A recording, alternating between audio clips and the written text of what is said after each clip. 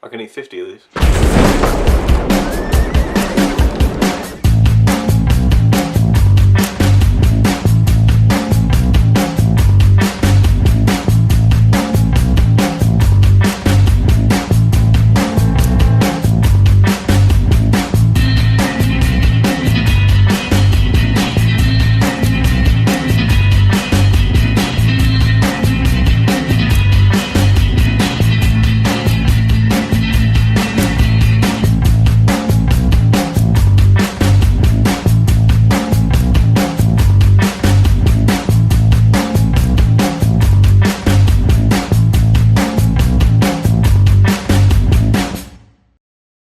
Yeah, well, sometimes nothing can be a real cool hand. Hello and welcome to my Paul Newman marathon. It is the 15th of May 2016. It is 3:30 in the afternoon and I'm going to watch a boatload of Paul Newman movies I've never seen before because I feel like I have underseen his films and his performances. He's an actor that I've probably only seen properly in one film before, and that's The Towering Inferno. I've seen him in bits and pieces and other things like The Hudsucker Proxy, but I can't even remember that film mostly. And Cars, he does a voice of one of the characters in Cars, but The Towering Inferno I saw for the first time last year. I'm a big fan of disaster movies, and that was kind of seen as a classic, so I watched it with my mum. We loved it, you know, seeing Paul Newman and Steve McQueen, but I loved Paul Newman in that film, and I thought, man, I really need to see more of the films that he's done, and he's done so many classics that I've never seen, many of which I'm going to be watching for the first time today. All these are going to be first time watches, and I got kind of time to do it. I'm home alone for the weekend, so I'm going to go ahead and watch a boatload of Paul Newman films. That's pretty much it. There's nothing more to kind of delve into really. The choices I've made of the films are kind of personal preference.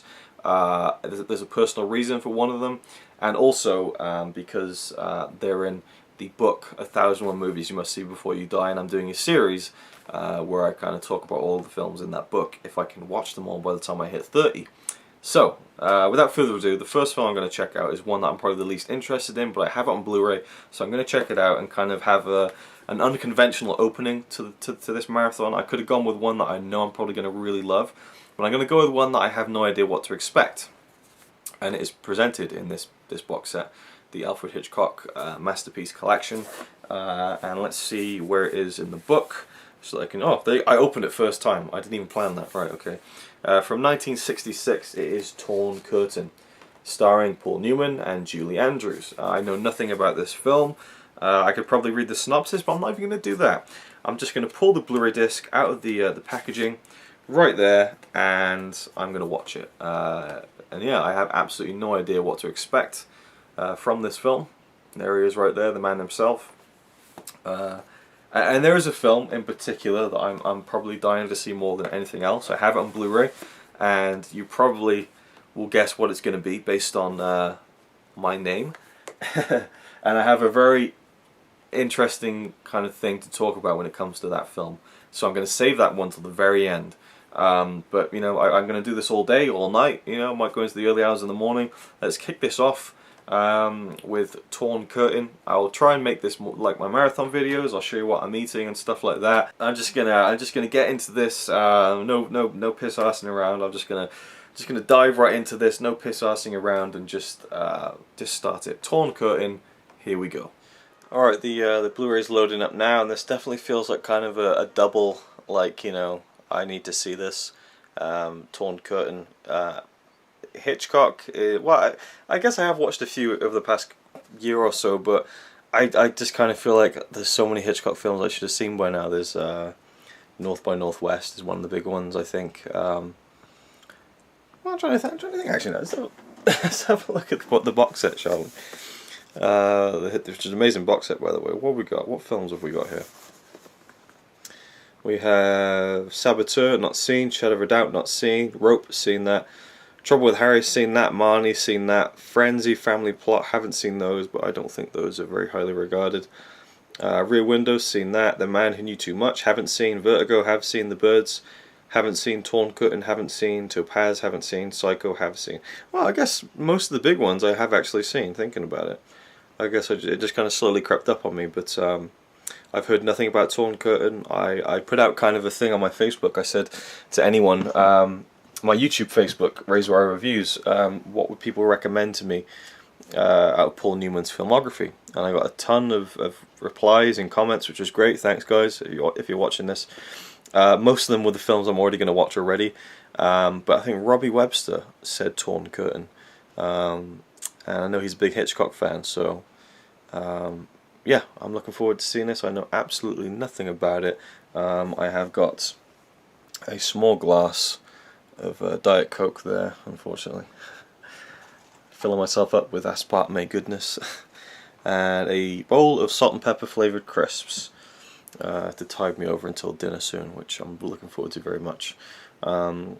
I kind of have a kind of an idea of what order to watch the films in. I'm going with this one first because it's one I have no interest in, whereas quite a few of the ones I have planned for today I'm really interested in.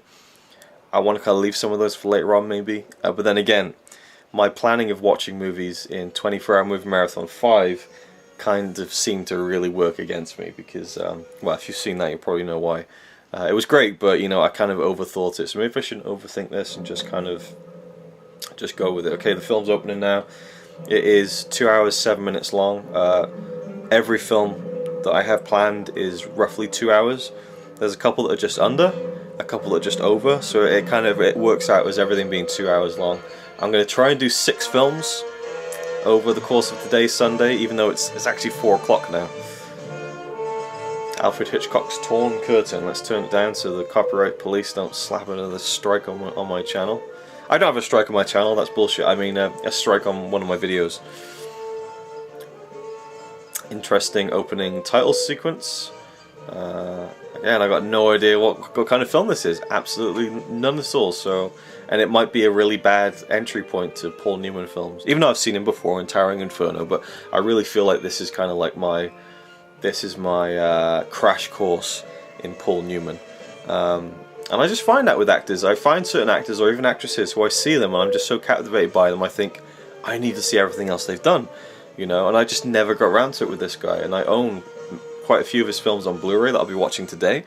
Others I'll be watching that I don't own. But yeah, I'm really excited to start this. I have a couple that I'm so excited to see that I'll be checking out later on when it gets a bit darker. I enjoy watching films in the evening and in the night, so I'm saving the best ones till last. But let's hope this is a good one. Here we go. Torn Curtain. I think the titles are about to end, and we got a very interesting kind of flickering flame, it seems, on the left there, and characters' faces on the right. It looks to be like clips from the film. It's almost like a quasi-trailer or something. But written by Brian Moore, directed by Alfred Hitchcock. Here we go. Wow, I literally only had the camera off for like 3 seconds when I filmed again. This opens in Norway. Osterfjord, Norway, or Osterfjord, Norway. Wow, ship going through the fjords, man. That's great. Okay, I just had to mention that. That's pretty cool. I had no idea, obviously, so...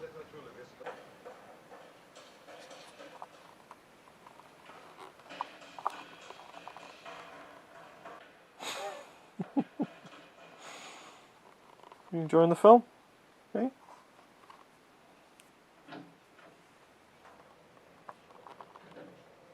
It's very interesting so far. I'm about 45 minutes into the film, something like that.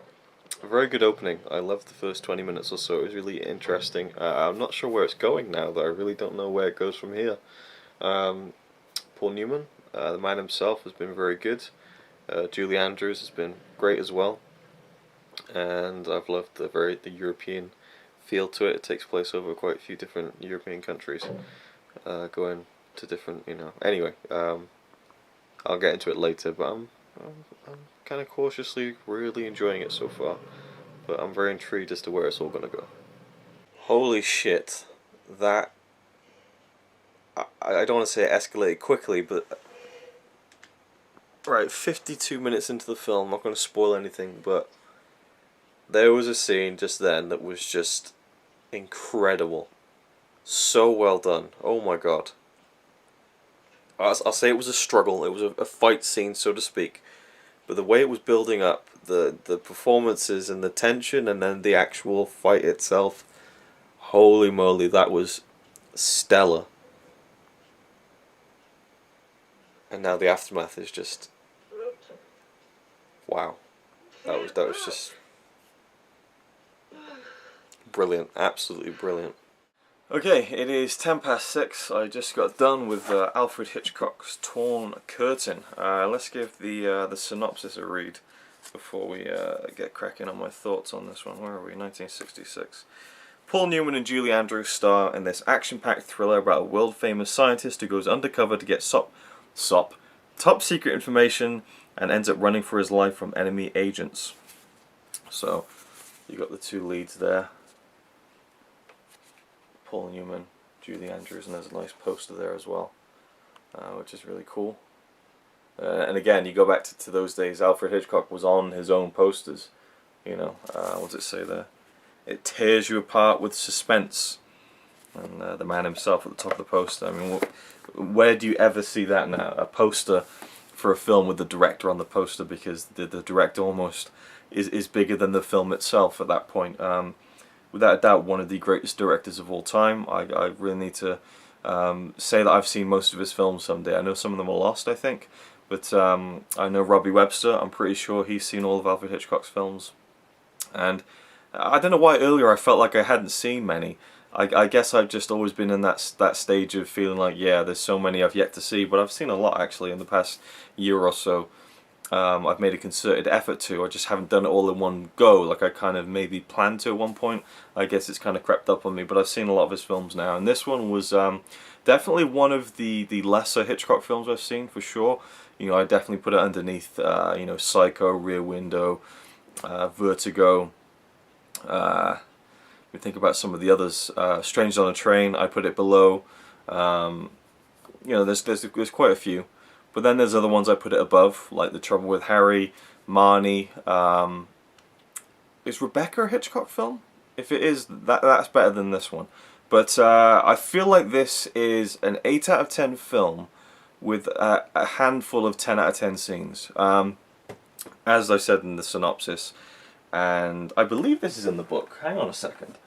It's the 2012 edition of 1001 Movies You Must See Before You Die. I'm trying to work my way through it, and I'm doing a video series on that as well, which I'm trying to get back to as of late, actually. I've been making a concerted effort to do that as well. Let's have a look. Let's go through the index at the beginning. TTT. No, it's not in the book. I thought it was. Torn Curtain. Nope. Okay. That makes sense, actually, so I'm not going to have to review this for the Epic Film Challenge 2 series. Yeah, because I would have said it isn't a film you must see before you die. But there were some great moments in it. Paul Newman was great. Julie Andrews was great as well. Some good supporting characters. There's this one guy who played this German kind of agent, I suppose, and he was fantastic. He plays a character called Gromek. And his kind of big scene in the film was the best part of the film. Like I said earlier, there's a struggle, there's a fight, and it is just no music, just the struggling, occasional, you know, kind of gasped lines of dialogue, but mainly it's just this. You just hear the scuffling of the feet, the struggling of the arms, the panting of the breath, the camera angles. It was just such a great tense scene where, you know, these characters are struggling with each other in a you know, a lethal situation, we'll say. And I thought it was great. I thought it was fantastic, and the way it was building up to it as well was really great. And the guy who played Gromek was fantastic. There's you know, the cinematography is pretty good in the film. I like the way it was shot. There was a lot of painted backdrops, which I liked.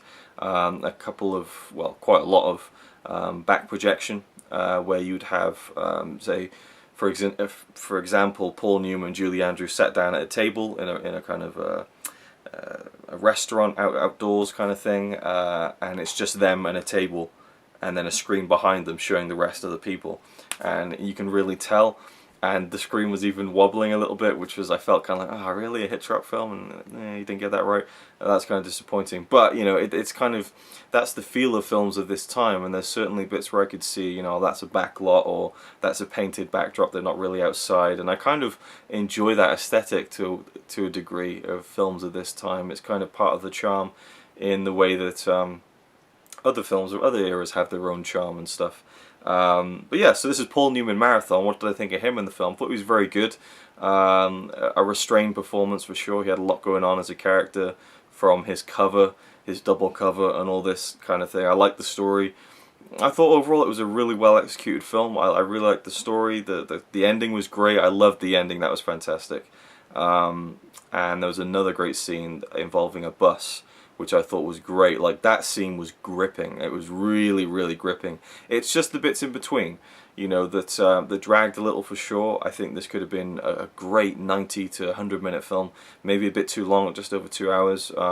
Kind of beleaguered the point a little bit. There's another fantastic scene inside a scientist's study with a blackboard, and kind of the way that the characters are bouncing off each other and what they're both trying to get from each other without the other knowing, in a way. It was a really, really well executed scene. That's a scene that Paul Newman is in as well, and he's great in that.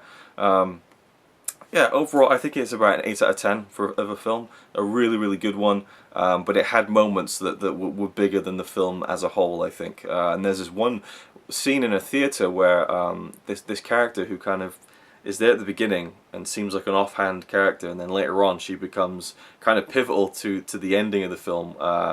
And there's a scene where she's on stage and she's spinning around doing this kind of ballet performance, and she'd spin around, do a complete 360, and when she's facing the camera again, it would stop on her face and freeze frame it for like just I don't know, frame, 2 frames. It was a really off-putting, but kind of, it worked in a way.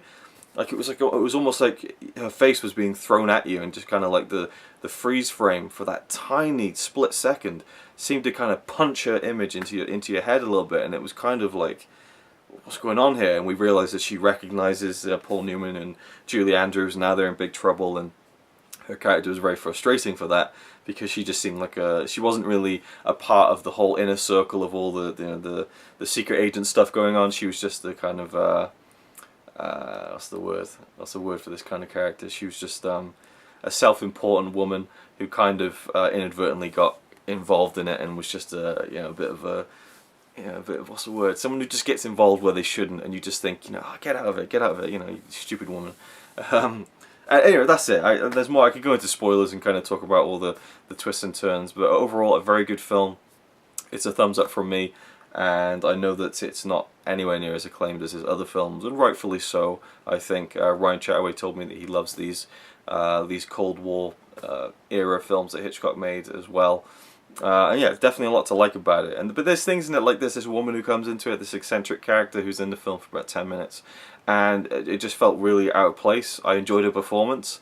I enjoyed her part of the film, but it just felt like it was weird. There was little bits about it I just thought were a bit scattered at times, but overall really, really good. There's a great scene where Julie Andrews follows Paul Newman onto a plane when she's not supposed to, and he sees her, and he goes over to her and he tells her, you get off this, as soon as this plane lands, you get off and you go straight back home. And he just kind of, because he's trying to protect her, he's being mean to her, and he was really convincing in it, and she was really convincing in the hurt that she displayed in her eyes when he was being so horrible to her.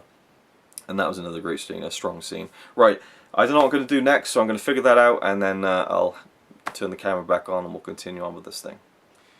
Alright, it is 6:40. I'm about to watch the second film in this Paul Newman marathon, and it's going to be 1967's Hombre, or Hombre. I don't know how to pronounce it. Either way, I probably will once the film is over. I was looking at some people's kind of thoughts in general on Torn Curtain on Letterboxd and IMDb. It's around a 6.7. Most people give it like a 3.5 stars out of 5. I'm still settled, I think, on a 4 out of 5. I really, really liked it. Definitely dragged, but I just think to get to those great moments throughout the film, it just totally works for me.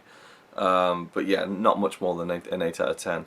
And a lot of people talk about the kind of political themes as well. The fact that Paul Newman, not Paul, yeah, Paul Newman's character. I was thinking of his character's name. Michael was trying to you know, deal with nuclear warfare. I didn't mention that. That's kind of the plot. That's the big. Again, I guess I didn't cover it, so I'm just going to briefly cover it now. He's a scientist who is working in America on an anti-nuclear defense weapon that would, you know, effectively eradicate nuclear threat, which is a really interesting you know, storyline, I think, because he can't figure it out in America, and then, you know, it seems as if he's defecting over to Germany, beyond the Iron Curtain, to help them develop it if the Americans won't let him. But the plot thickens from there, and I think that's definitely a big part of the film that makes it intriguing, is that kind of the largest sense of scale and the stakes in the story. Anyway, Hombre, however you pronounce it, I don't know what it's about. I just know it's a Western, and my decision to watch this film was purely based on the book. It's in the book 1001 Movies You Must See Before You Die, and it's the wildcard entry in this marathon. Right now I'm hoping to do 7 films. 5 were set in stone that I really wanted to watch and was definitely going to watch. The 6th one was Torn Curtain when I realised it was in the Hitchcock box set, so of course I got to watch it. And then this one, it was a toss-up between this or Slapshot or HUD. I think it's HUD, or what was the other one?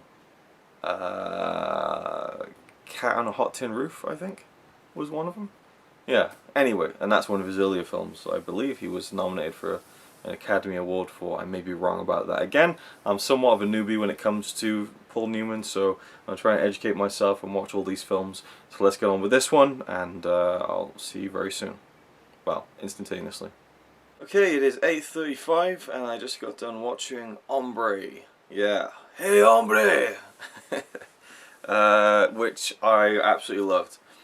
It almost made me like think of Torn Curtain less, because the performances in this were so good. It made me think that, well, I guess Paul Newman wasn't that great in Torn Curtain. He was very good, but this was great. This was great. So I almost feel like maybe I should knock Torn Curtain down to about a 7.5, maybe even a 7. I'm not sure. I mean, I still loved a lot about Torn Curtain, but I don't know. I guess just right out of the gate, I didn't really you know, when you watch a film like that and then a film like this, which is obviously completely different, looking at Cold War era, you know, thriller, and then you go to a Western, completely different, but, you know, good performances are good performances regardless of the genre, and this just stood out so much more than that. So I definitely am bumping Torn Curtain down a bit, even though I still loved a lot about it and thought that some of the sequences in it were phenomenal. But Hombre was a great film, probably a 9 out of 10. I really liked it. Paul Newman plays a character called, oh shit, I forgot his name. He just said it in the end of the film. John Russell, maybe.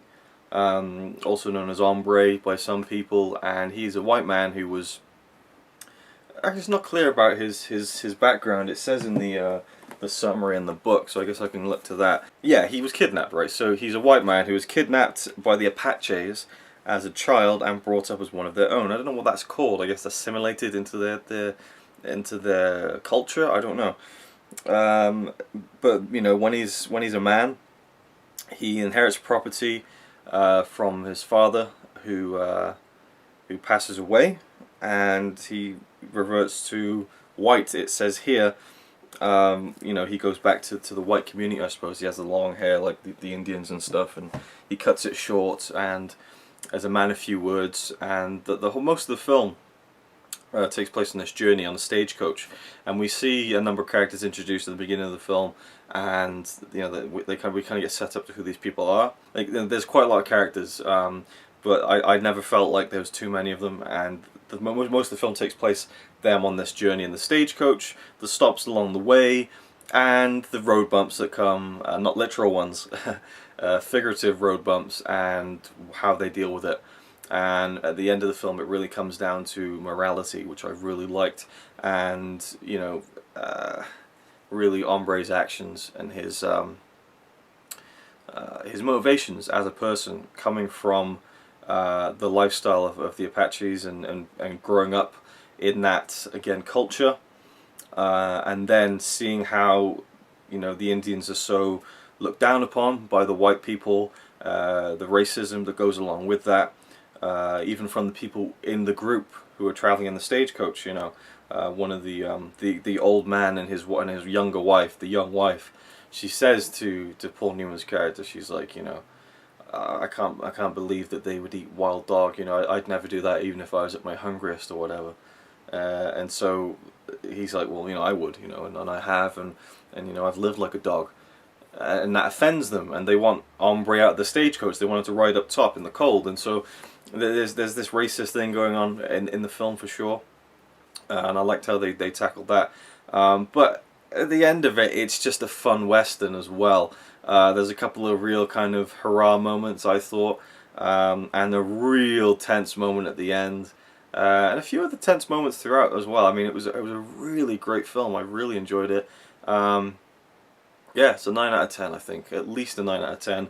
The woman who played the woman in the film, the woman, the kind of the brash, kind of outspoken woman who is kind of, you know, not middle-aged, but she's getting on in her years, and she doesn't have a husband or anything, and her character was interesting based on where she was in her life at that point, and how she was sick of working all her life and she wanted to change and stuff, and had no other options, and how her character played off of Paul Newman was very, very cool. They're kind of, well, it wasn't even a chemistry, because Paul Newman plays it so cool throughout the entire film. I mean, he's the epitome of cool in this film.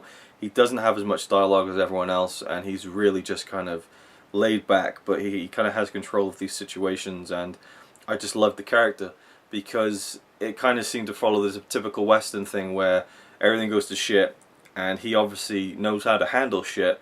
And so all the other characters are like, okay, we'll do it. You know, we'll follow you. And he's like, why are you going to follow me? You know, why am I the one that needs to? You know, he didn't go along with that typical mold of, you know, a Western film where the guy who's in charge and the hero of the film says, yeah, come with me and I'll help you. No, he's not. He's out for no one but himself. And so he was a bit of an anti-hero in this film, I think. And then his actions at the end of the film kind of tie it all together, I thought, in a neat little package. Fantastic. I loved it, really did. And I won't spoil whether I think it is a film you must see before you die, but I will review it as part of this series at some point and give you my final verdict on whether I think it is a film you must see before you die. But I can certainly see why it was in contention to be put into the book. It's definitely one of the better westerns I've seen. And it wasn't just him that was great. Paul Newman obviously steals the show here, I think, but the guy who played the Mexican was fantastic. In fact, I believe he won an Oscar during the filming of this film. And then there's another guy who was kind of the villain of the film. He was fantastic. He really came across as this piece of shit, but he was kind of charismatic about it at the same time. And then the woman who I mentioned, I forget the character names, I really do, even though I just watched it. In fact, I don't think her name was even mentioned that much throughout the film. I mean, you're just going off the visual of it, you know. Like, again, the young couple, I've got no idea what their names are whatsoever. And I suppose the young couple, the girl in that relationship was probably a character that just did absolutely nothing really in the film. She just whined a bit at the beginning. That's it. So, yeah, I mean, it's not perfect by any means, but definitely one I really, really enjoyed. Now I'm going to make some dinner and decide which film I want to watch while I sit down and have dinner. And I don't know, I wanted to go into the early hours and get all the films done tonight, but I may bleed it over to tomorrow and watch a couple more then and not completely burn myself out, but we'll see how it goes. So yeah, Ombre, it's a double thumbs up from me. Well, hello there. It is 11:30 on the dot. Yeah, this marathon ain't finishing tonight. It could do, but there's more films I want to watch, and I'll let it carry over until tomorrow. Tomorrow's kind of a holiday here in Norway anyway. So yeah, took a bit of a break. I watched a friend of mine complete Uncharted 4. He was streaming it live on YouTube, and yeah, that was interesting. And now I cooked dinner. You've seen me cook this way too many times. I wasn't about to show you. Got some beef there, cooked up, nice and spiced, ready to go inside some of these tortillas with some lettuce, cucumber, salsa, sour cream, and a little sprinkling of taco shells for some nice extra added crunchy flavour, and I'll probably put some ice cubes on top of the beef and then drizzle it in Pepsi Max with cherry. No, of course I'll have that on its own as a drink. And the movie I'm about to watch is one that I should have seen a long time ago. It is The Hustler from 1961. Paul Newman, obviously. Don't know why my brain thought to jump to say that he stars in this movie, because of course he stars in this movie. It's a Paul Newman marathon, for God's sake. It is hot right now. The weather's been getting hot in general, but now that I'm running up upstairs and downstairs, putting all the stuff on the table, cooking stuff, the oven is hot. It is way too fucking hot. Right now, it is just way too goddamn fucking hot. And I just want to watch this film and cool down a bit and turn the fan on. I can't have that on while the camera's on, obviously, otherwise you get background noise and it's not very professional. Because we all know that my channel is known for its professionalism. Take a breather, Luke. In fact, I'm going to take a sip of this right now before I continue. My little spiel before we start this, put it against my head. Oh, that's nice, okay. Oh, that cherry aftertaste is fantastic. And let me guess, loaded up with aspartame. Yeah, awesome. Poisoning myself right here, folks. Life's too short. The Hustler. It's a movie about pool. And I'm a huge, lifelong fan of pool. In fact, I'll probably get into that afterwards so I can start eating. I got some pool stories, and I'm really looking forward to seeing this. And yeah. Well, no, I guess I'll go into it. The beef's still boiling hot. I grew up playing pool as a kid with my dad, with my gramp. My gramp was great at pool, and so I have kind of cherished memories playing pool with him. He passed away many years ago. I'll probably talk about him later on as well. There's something else I want to talk about. Mainly with my dad as well, and over the past couple of years, me and my dad have made it a thing now to go and play pool whenever I'm back home in the UK. In fact, the last time I was back home, me, him, my uncle, my uncle's two sons, and my little brother, we all went, and it was kind of like a Ryan, the Ryan boys night out to play pool. It was awesome, but sometimes just me and my dad and a couple of his friends. And so I love pool. I love pool, and I don't think I've ever seen a film about pool. And maybe I'm going to turn this on. It's going to be about snooker. No, I'm sure this film is about pool. I haven't seen it. Don't really know much about it other than it's Paul Newman. It's about pool, and there is a sequel called The Color of Money, directed by Martin Scorsese, that I'll be watching directly after this. So 11:30, 2-hour movies, two 2-hour movies. So we're looking at half. Well, I'm going to probably 3:30, 4 o'clock with the filming and stuff. So yeah, it's going to be a late one either way. But there are 3 more films I want to watch, so they'll have to wait till tomorrow. So let's get stuck into this, The Hustler. And I have a personal pool story that I want to share before I talk about the film, which will be after I've watched it. You try and make some sense of the madness that's going on inside my brain right now and coming out of my mouth. Let's watch the film. Well, you're not going to watch it with me, obviously, but I'll start watching, and then in 2 hours for me, but instantaneously for you, you'll hear, hopefully, my thoughts about it. Maybe. Yeah. Also worth noting that the last time I made tacos on camera, which was a couple of weeks ago, I did a movie night video with the Goodfellas, which I watched for the first time. It was fantastic. In fact, I had the same drink.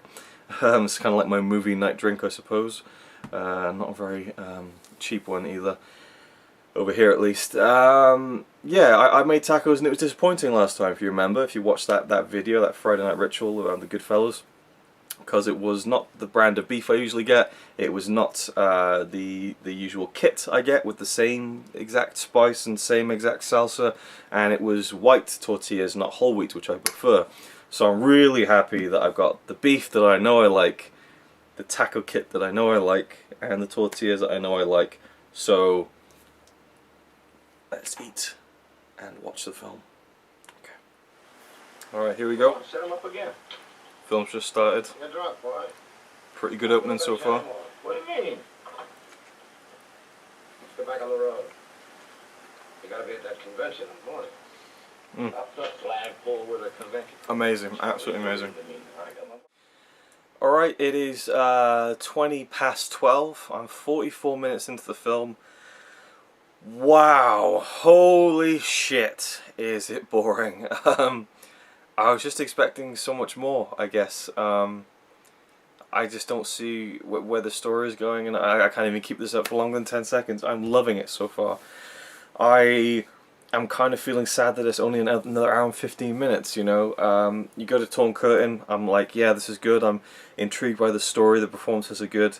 You go to, you know, Ombre, I'm like, yeah, I'm really enjoying this. You know, this is a cool story, and I like seeing all the western landscapes and stuff. This is like, holy shit.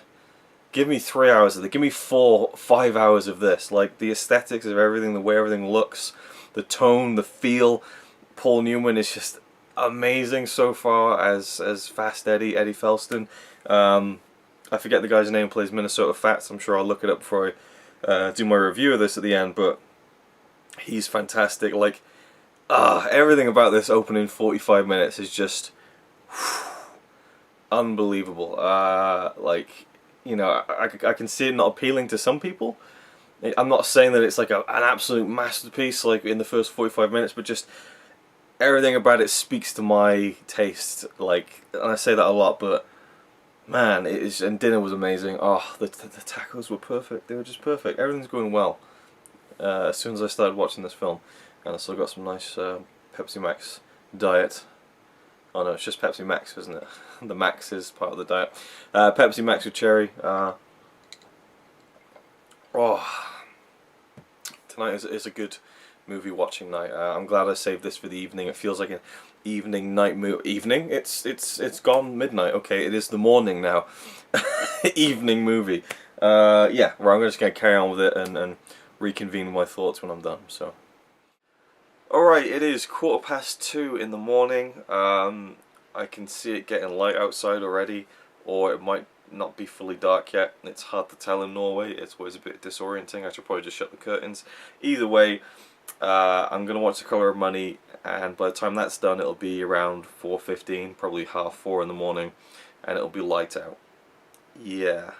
But I really want to see that this sequel. I don't know if it's a proper sequel or it's a pool film in which Fast Eddie makes an appearance. I really don't know the extent of it.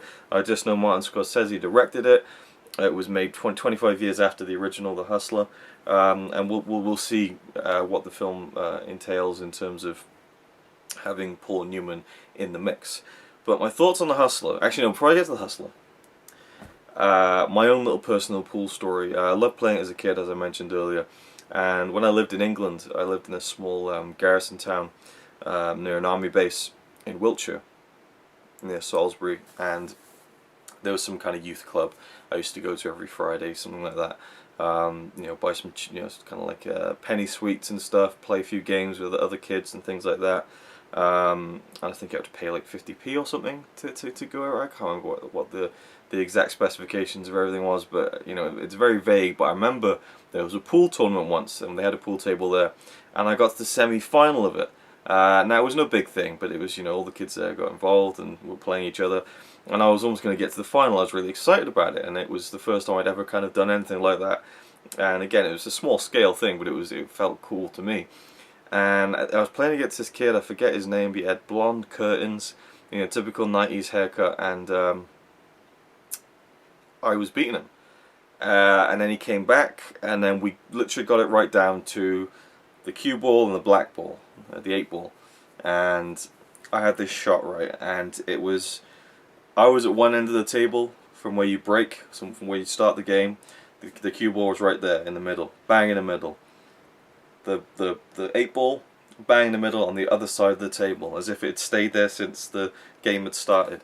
And so I had a dead-on shot, and I wanted to try and hit it into the right, you know, back pocket. I'd never done a shot like that before, such a long shot, but I went for it, and I hit it in perfectly. I'll never forget it. I hit it, boom, it went straight in on the right, just a perfect, nothing but the back of the pocket. I remember the kid's face like, ah, because he lost. And then my cue ball went straight off to the left, inside the other pocket. And then he went, ah, because, of course, that means that he won. And that's something that always sticks in my head when I think about pool, as well as the memories tied with my dad and my grandpa and things like that. And so, The Hustler was a film that I was very much interested in because I'm a big fan of pool. I don't follow it or anything like that, but it's just something that I find kind of really special.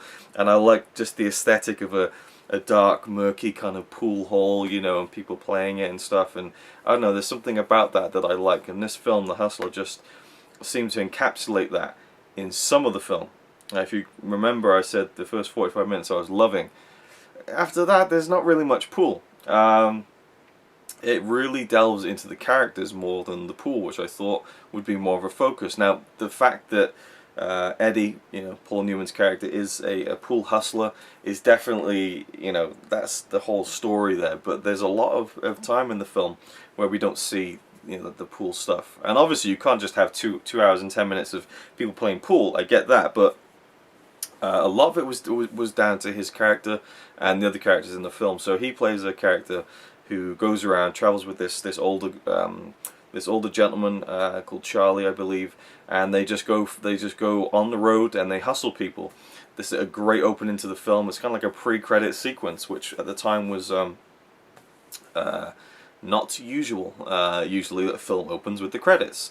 This had a little scene before the credits, and it was a great little scene which set it all up, where, you know, Eddie and Charlie go into this bar and they pretend that, you know, they're not that good at pool, and they play for a bit of money, and Eddie gets, you know, drunk and stuff, and then basically ends up conning them out of money because he really is a hot shot at pool.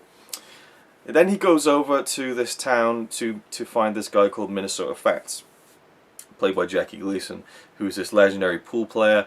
And Fast Eddie, as his nickname goes, Eddie Felson, he wants to take on Minnesota Fats. He wants to kind of, you know, he's a cocky guy. He's a cocky guy. He's cocksure in his abilities as a pool player, and he wants to cement that as him being the best pool player in the country by beating this Minnesota Fats who has never been beaten in like 10 years and all this stuff.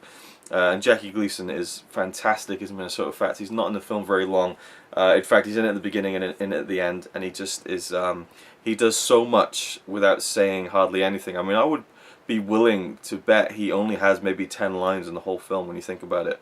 But his presence is definitely felt throughout the entire movie due to the things that happen, and it comes to this obsession that Eddie has on, you know, on beating Minnesota Fats. Now, I don't want to give anything away or anything like that, but it's not as cut and dry as you might think it is. And this film definitely surprised me in a few areas. Eddie meets a girl along the way called Sarah, played by Piper Laurie.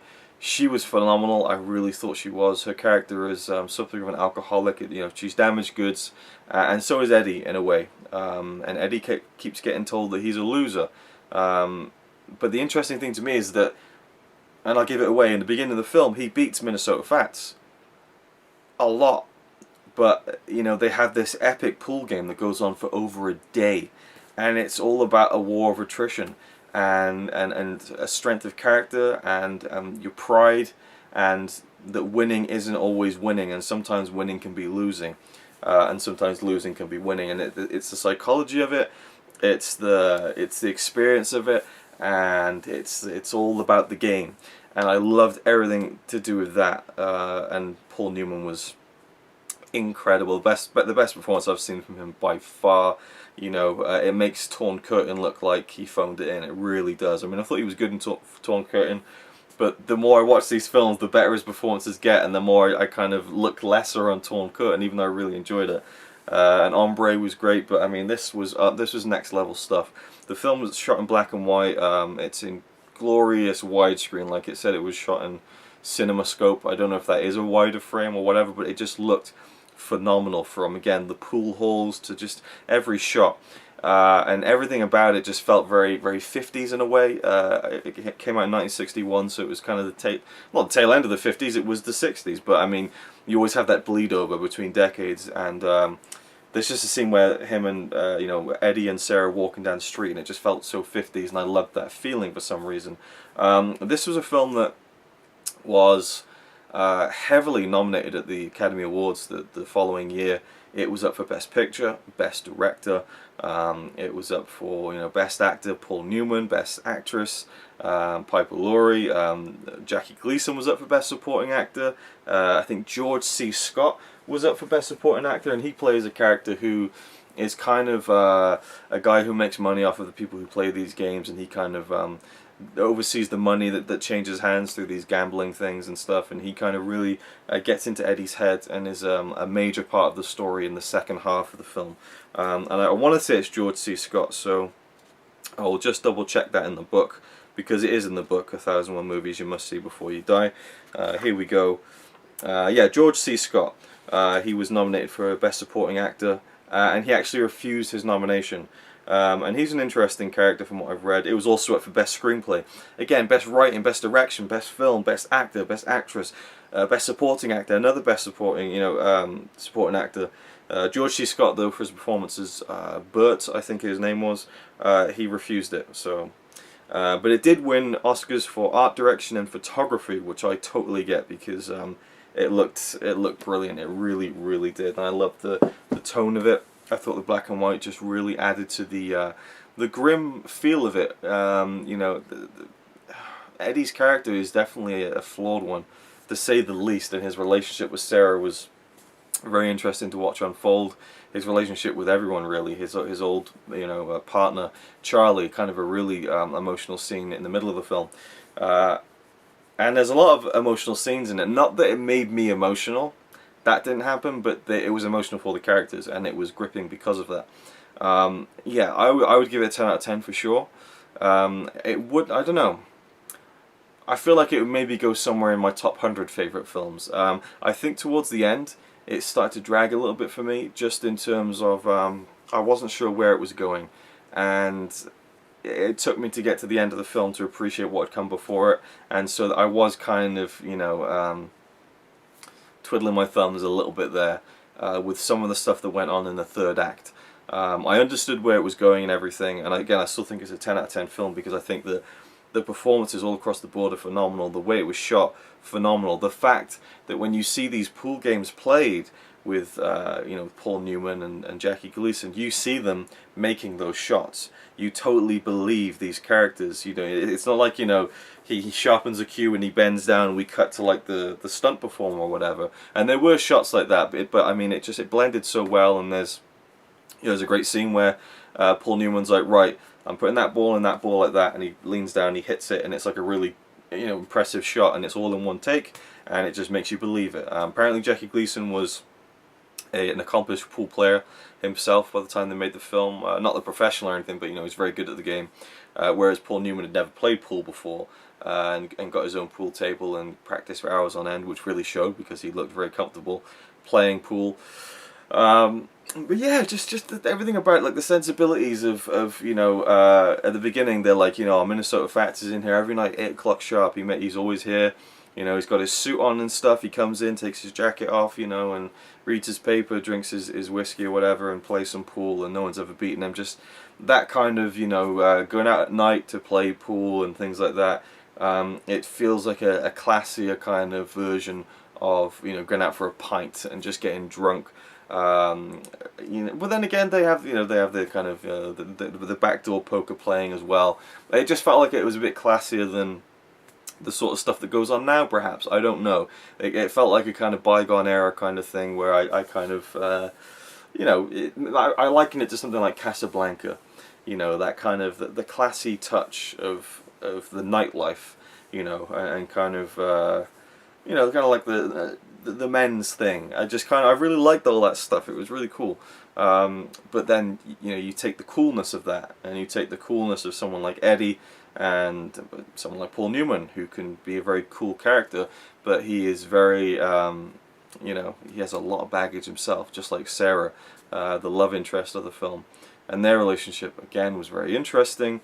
And I just liked how, again, you have the cool aspect with the pool, and then you have the not cool aspect with the relationships between the people.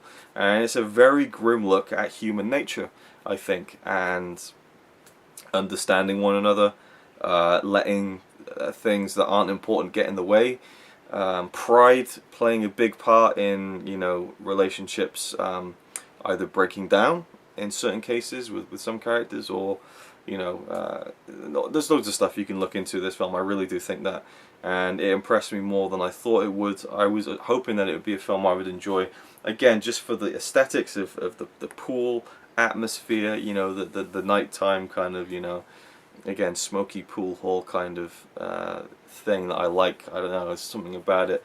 I'm very much a night owl, and so environments like that I find very alluring for some reason, you know. Even just going to see a movie late at night, things like that, you know. Not necessarily the going out and drinking and getting drunk, and that's what I'm getting at, I guess, is if you go out, you get drunk and you start getting leery, "Hey, let's start singing along to the song," and all that.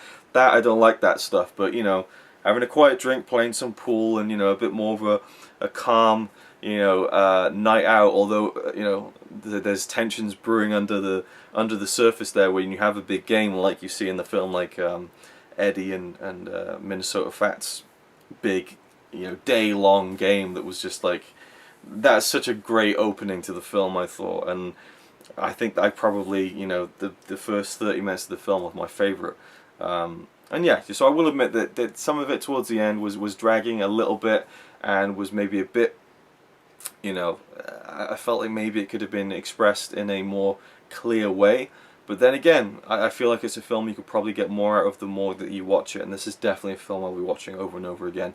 And now I move on to The Colour of Money, directed by Martin Scorsese. I can't wait to see it. I hope that it's good, and we'll just see what it's all about. It's now 2:25 so it will be around 4:30 by the time I finish this. So yeah, cross your fingers that I'll make it. I think I will. And also I've been kind of keeping myself you know, very unhealthy, and also you know, a bit more attentive. It helps if I'm snacking on stuff while I watch things, and so I've been late at night anyway, I've been finishing off this bag of Atomic Fireballs.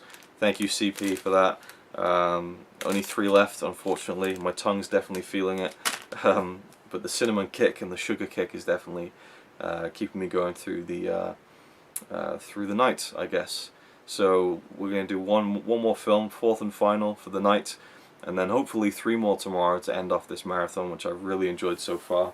And I can only hope that I see more performances like this, because this was great. And again, Paul Newman stole the show, I think, but the supporting cast was incredible. George C. Scott was brilliant as the kind of, almost like a promoter in a way, but not really.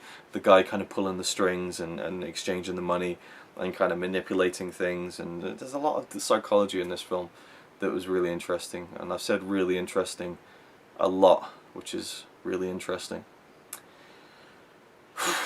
On with the next film, The Colour of Money. Here we go. On the other hand, the player can get the 9 in on the break if the ball's spread right and win. Which is to say that luck plays a part in 9-ball. But for some players, luck itself is an art.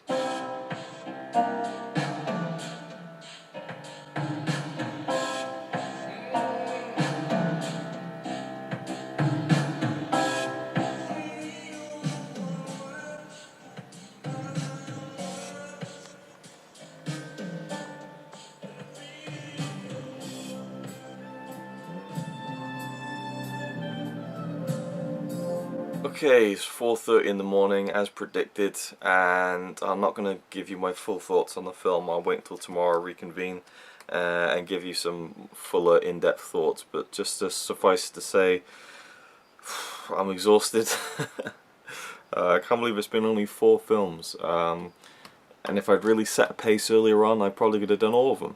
But nevertheless, 4 films in one night, evening, morning, I don't know. It's when did we start this? I forget. I don't know. Does it even matter at this point? The film itself, The Colour of Money, I loved it. I thought it was fantastic. Really, really fun. In many ways, a completely different film to The Hustler.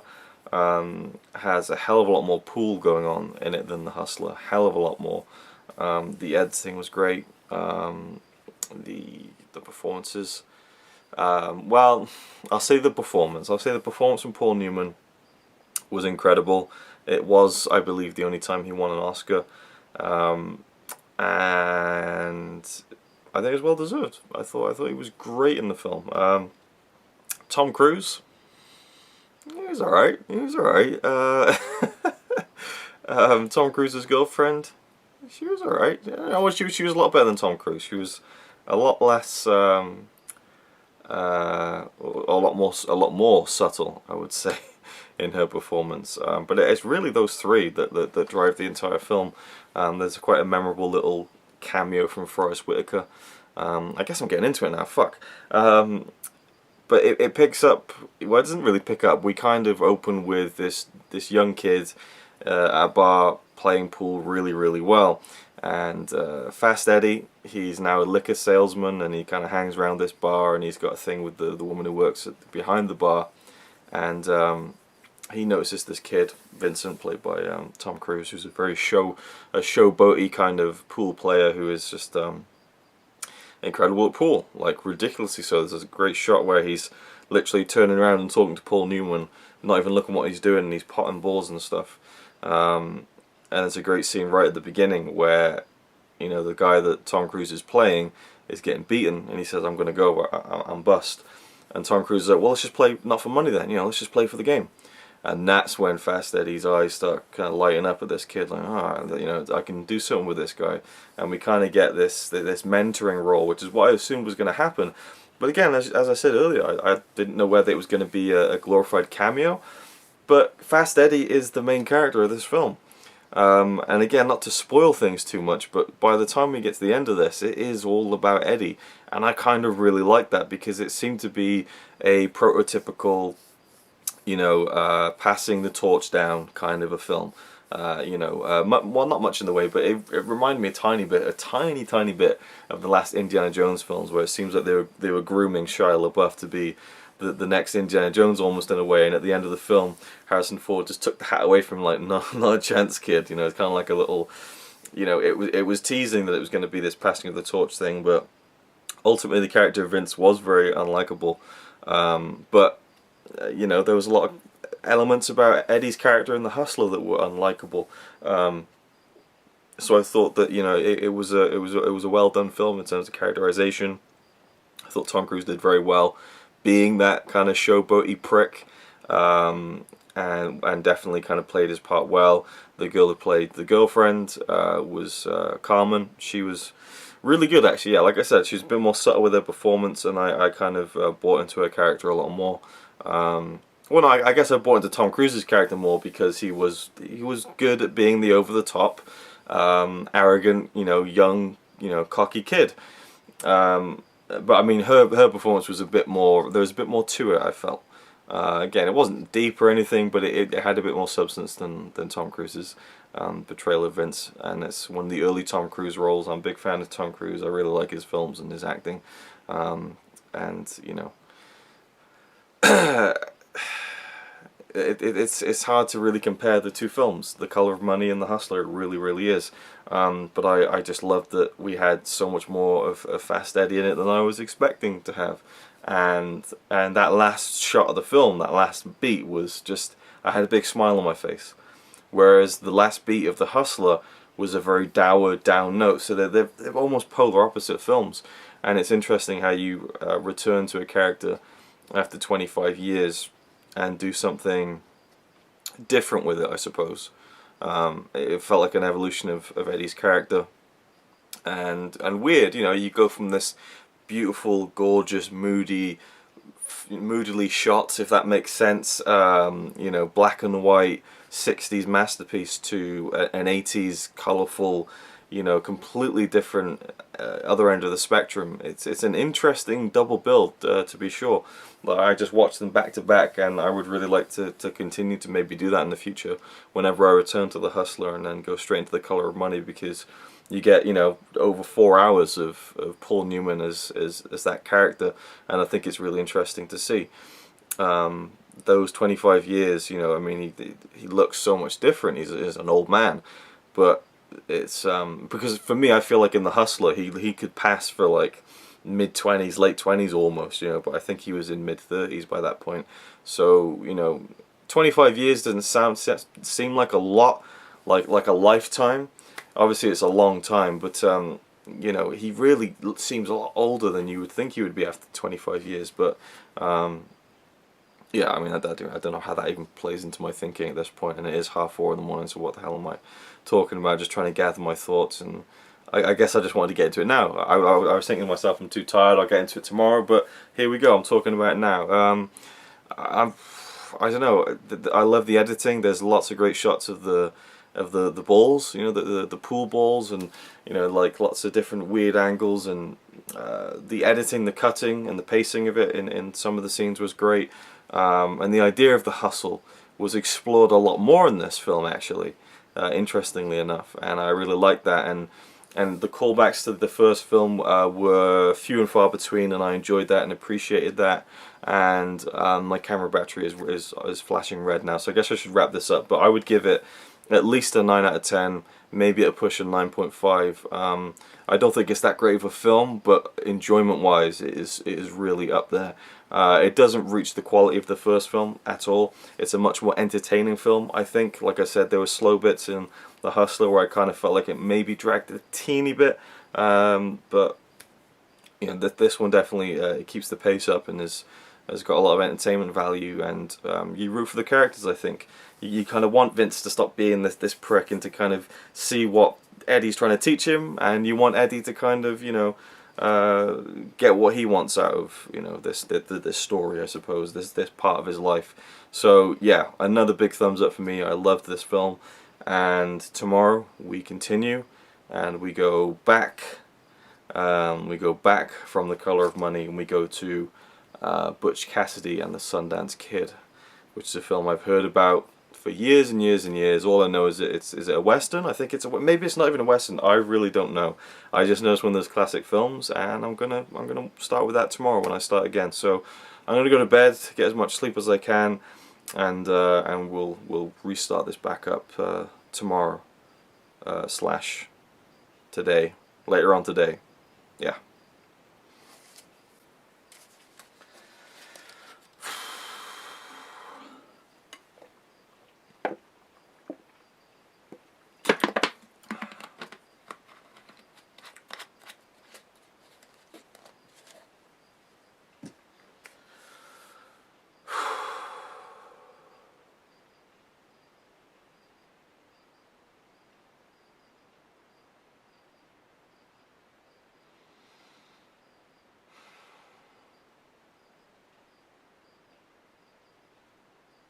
You think I'm about to turn this into a joke? I'm not. I just wanted to waste 20 seconds of your life.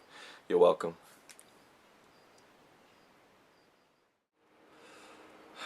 Alright, it is the day after. It is Monday, the 16th of May, and it is 12:50 p.m. Yeah, I got up a few hours ago, but I just kind of found it hard to get the motivation to kind of get up and going, really. I mean, 2 nights ago, I played like 8 hours worth of Uncharted 4 and finished it and live streamed it.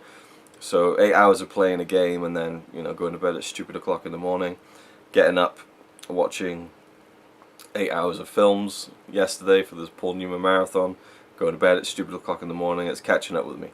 So I'm just going to head right into Butch Cassidy and the Sundance Kid, as I said I was going to watch last night, and I'm going to have a very late breakfast slash lunch with a bowl of Cheerios. Let's just get right into it. Hopefully in the next 2 hours I'll perk up a bit and hopefully have some things to say about this film. Here we go. Okay, it's 3:55 in the afternoon. I finished watching Butch Cassidy and the Sundance Kid, had a shower, and now I'm ready to watch the next film. But of course I need to talk about Butch Cassidy and the Sundance Kid and what I thought about it. It was awesome. I loved it. I absolutely just fell in love with this film. Hook, line and sinker. Great Western. It's a true story, or at least based on real people, obviously. Butch Cassidy and the Sundance Kid, not their real names, but they're kind of, well, nicknames, I suppose.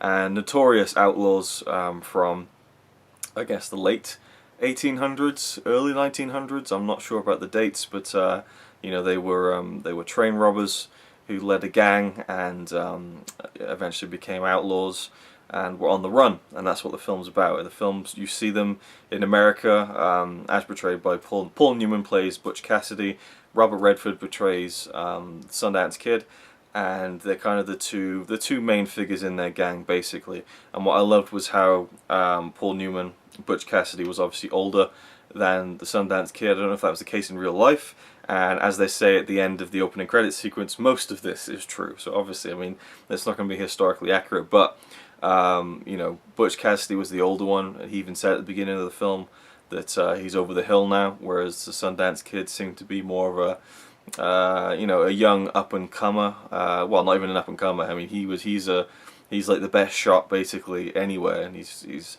you know, he's just a sharpshooter with a gun, but he has that cool kind of calm and collected manner about him, and more of a serious tone to him.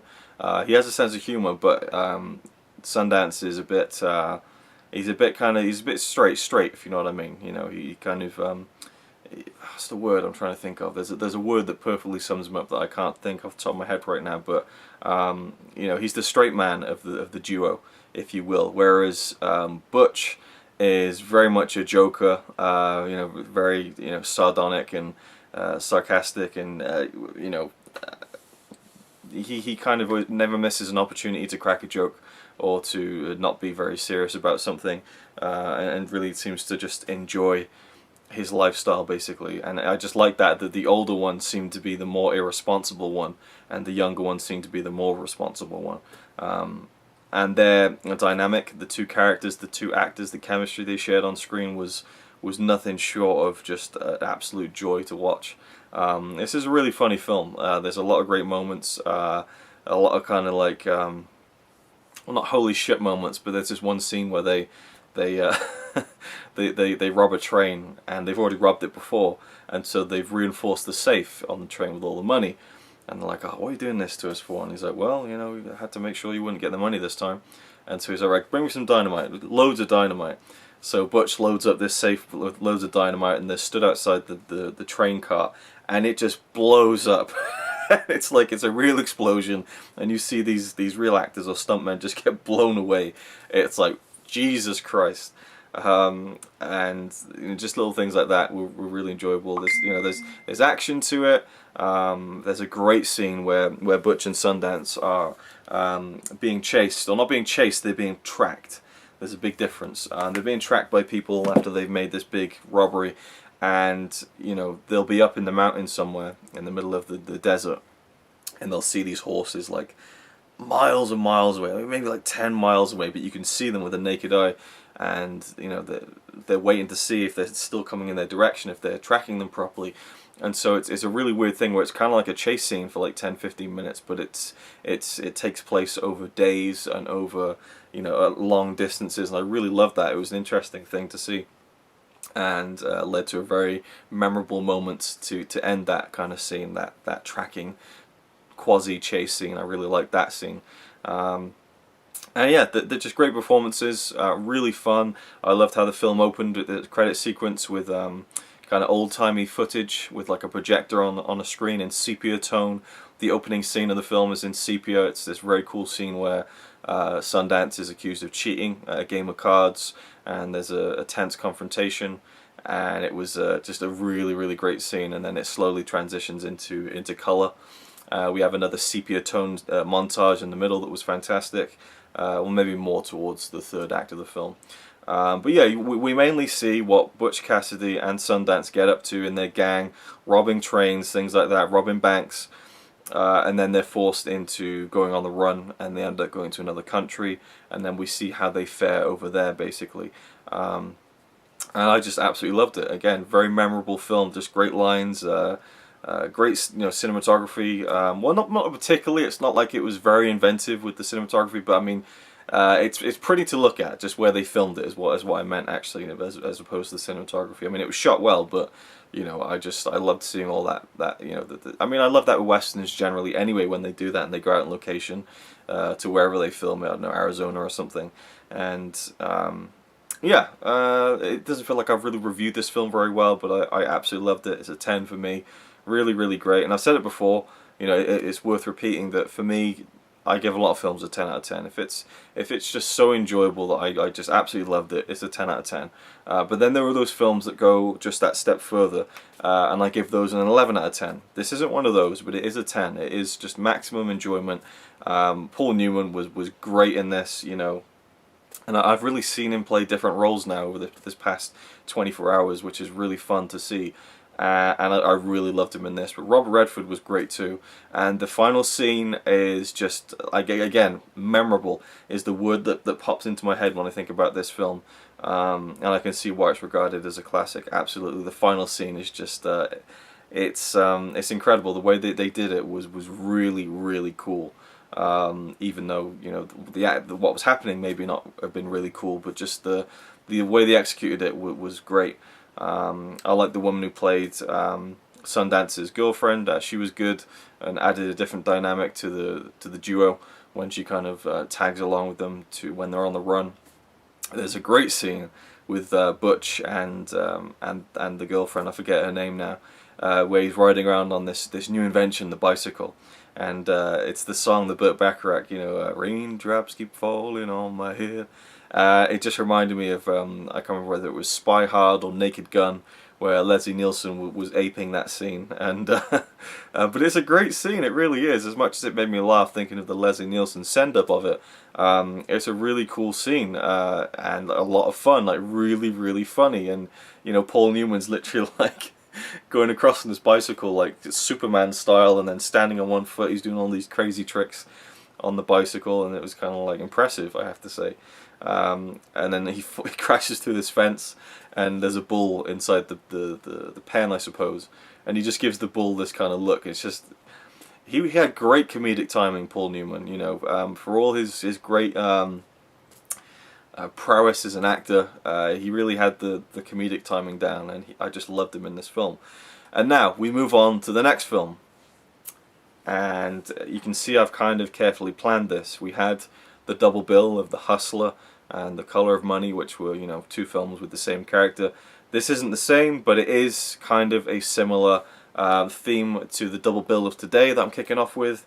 And there will only be one more film after this one, and it is another teaming of Paul Newman and Robert Redford, The Sting, which I've heard nothing but great things about from various different people, obviously people in the community, but also people not in the movie community.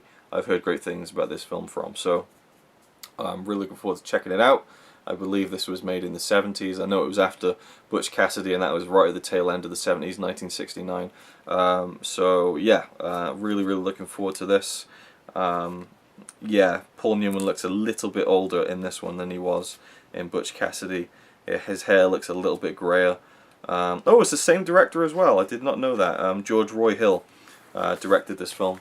He also did Butch Cassidy, so that's interesting. Not only the teaming the same actors together again, but also the same director. Oh, we have Robert Shaw as well. I did not know he was in this film. Fantastic actor. So let's pop this Blu-ray in and give it a watch and see what I think.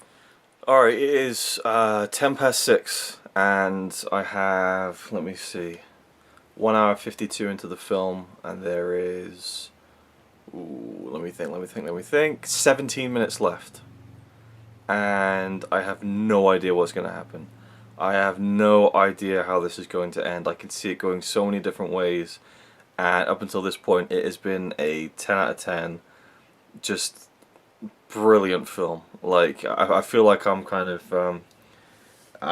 just gushing over all of these films, but I guess, you know, when you pick 3 or 4, you know, proper classics and watch them all for the first time, you are going to start repeating yourself with the 10 out of 10, 10 out of 10, but man, this has been so incredible so far. The performances from the 3 lead actors, Robert Shaw, Paul Newman obviously, and Robert Redford, have been phenomenal. The supporting cast has been great too. The story is phenomenal. I'll get into that soon, but I have no idea where this is going to go, and that's really cool because it's all about conning people, the Sting, and I could see it being a case where, you know, there's a double sting getting pulled somewhere, and one of them knows everything that's been going on and has already figured out a way out of the predicament that has built up over these past almost 2 hours and is now going to all come to a head. The scene has just opened on the day of the sting itself, and so I can't wait. And I'm glad that it's like a good 15 minutes as well to get it all in, and I just really hope that it pays off in a way that I'll find entertaining and satisfying, because you know, I'm so invested in the characters, you know, and I want to see, you know, I want to be surprised and I want to be satisfied and entertained, obviously, but I just really have no idea where it's going, and that is really, really cool. And a lot of times you can't really say that, you know. With Butch Cassidy and the Sundance Kid, I could see where it was headed. A Torn Curtain, I could see where it was headed. The Hustler, I could kind of see where it was headed. There was a bit of a twist at the end that I wasn't expecting, but how the film was going to end I was kind of seeing. I suppose The Color of Money really surprised me. I didn't really see that ending coming, but yeah. Even Ombre, which had a great ending, I could kind of see where that was going, and maybe I will here. You know, it is like 15 minutes till the end. Maybe in 10 minutes I'll see where it's going to end up. But right now I'm just on edge. I'm literally on the edge of my seat right now, wondering what's going to happen. Who really knows what? You know, there's someone assembling a gun right now. We couldn't see who it was, and so I just can't wait to start talking about this, and I better concentrate on the film. I have a nice ice cold glass of fruit flavoured soda water. That's just a refreshing sip I needed. Right, let's carry on with this. Well, I'm watching it right now, so I'll just turn the camera off. Okay, the film has been over for a while now. It is 6:45 p.m. Done with the sting, and I loved it. It was phenomenal. It goes back to what I was saying about films being a 10 out of 10, you know, if they're like maximum enjoyment, or an 11 out of 10, something more. And I don't know, I kind of feel like The Hustler has more depth than The Sting, and has a, you know, maybe better performances in terms of, you know, just that emotional gripping power. But The Sting is just like, it's on another level for me in terms of enjoyment. It's that 11 out of 10 almost. But either way, I mean, it gets top marks from me.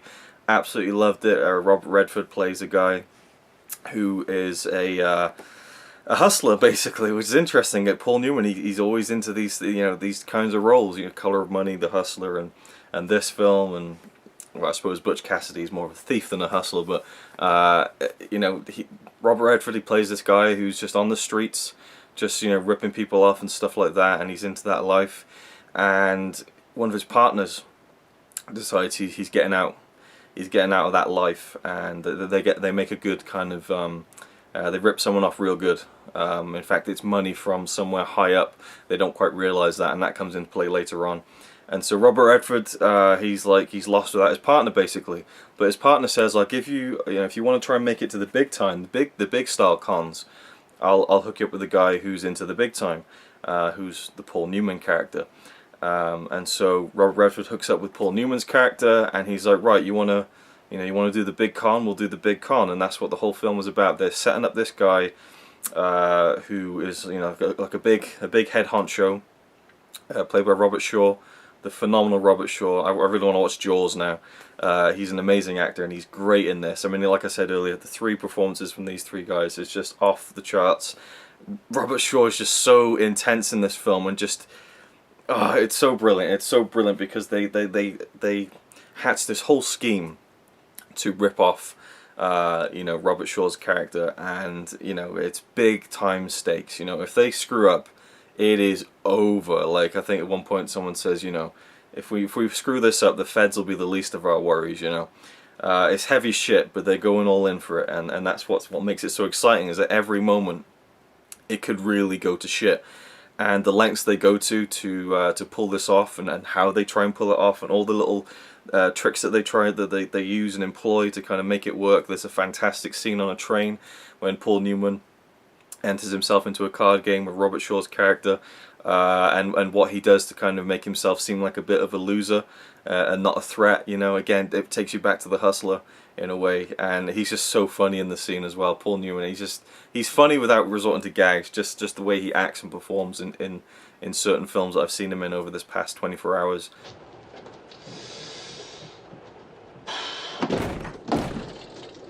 Sorry I'm late, guys. I was taking a crap.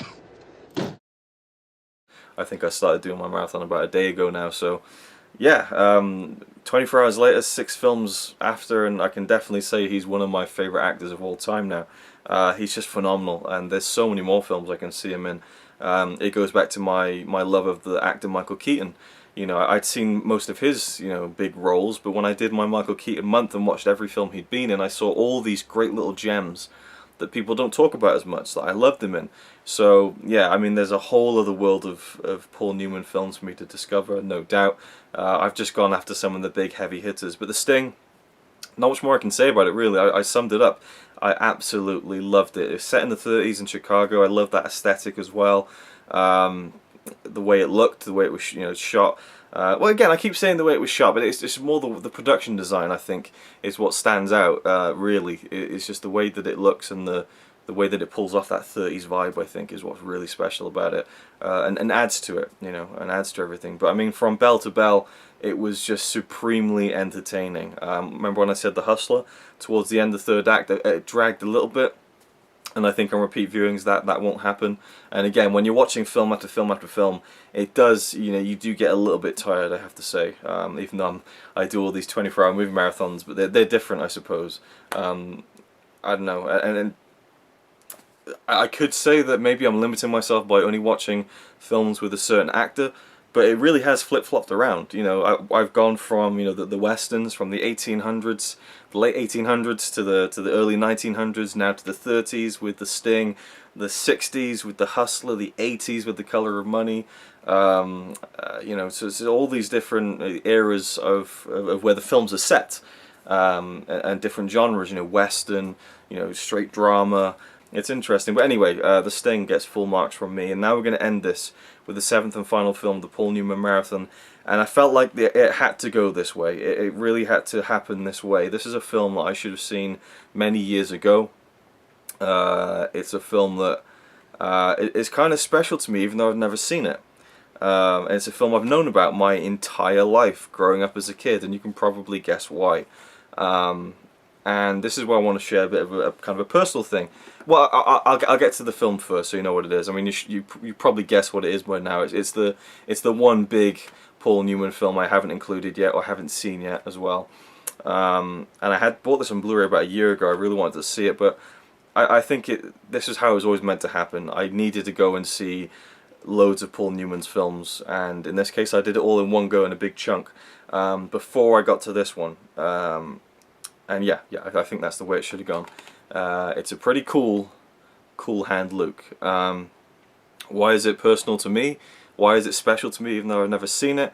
Because, you know, my dad quoted this when I was a kid growing up, and I always knew about Cool Hand Luke, and I Can Eat 50 Eggs, all that stuff. And I'm going to share with you a clip here, which I'm not going to ask his permission for, but I doubt he'll ever see this or know about it anyway. Not that it's, you know, that bad or anything, or, you know, but it's, you know, it can be tricky with family members. I definitely would never do this with my mum. She would kill me. She would absolutely, she'd skin me alive if I shared a clip of her or a picture of her on the internet, which is understandable. Some people don't like it. But to kind of give you a bit of context here, before I show you this clip, which is my dad talking about how, you know, in his mind, I'm named after the Paul Newman character in this film. The reason I have this, why I have me talking to my dad about, you know, on camera, why did you call me Luke, is a couple of years ago now, I had this dream about my grandpa, who's my dad's dad, who I was very close to. He was my favourite person in the world. He passed away 13 years ago now. And even today, I have recurring dreams about him, and have done since the past 13 years, I guess. It's never the same situation, but it's always the same feeling and the same kind of theme, which is that I dream that he's still around, and I'm suddenly like, wow, he is around, he's not dead.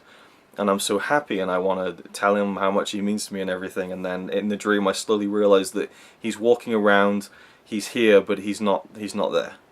He's not there, and I don't know what that means. I don't know what it means, but I always come to that crushing realization that, and everyone's aware of it. You know, yeah, he's there, he's walking around, he's maybe talking, but it's not him. You know, it's just this almost lifeless vessel that looks like him, and it's always heartbreaking to wake up to. But this one time I had a really nice dream about him, where I was walking down the street of my hometown, and I was walking with him. I was about 5 years old, and it was like a black and white film, and we were having this really cool kind of scripty conversation, like it felt like a movie. Suddenly I was a teenager watching this on the TV in my nan and gramps house, and I was a teenager, I think I just said that. And we were watching it and enjoying it, and then my gramp was saying to me, oh yeah, when I was your age at 15, I used to do this with my friends and stuff. And I went, hang on a minute, just stop talking, let me go grab my camera. Can I film this? Because it'd be fun to look back on. And he said, yeah, sure. So I wake up, and I was gutted, because I realized that, one, that never happened, and two, it could have happened. I've had a camera since I was 11 years old, and all those years that I could have done that.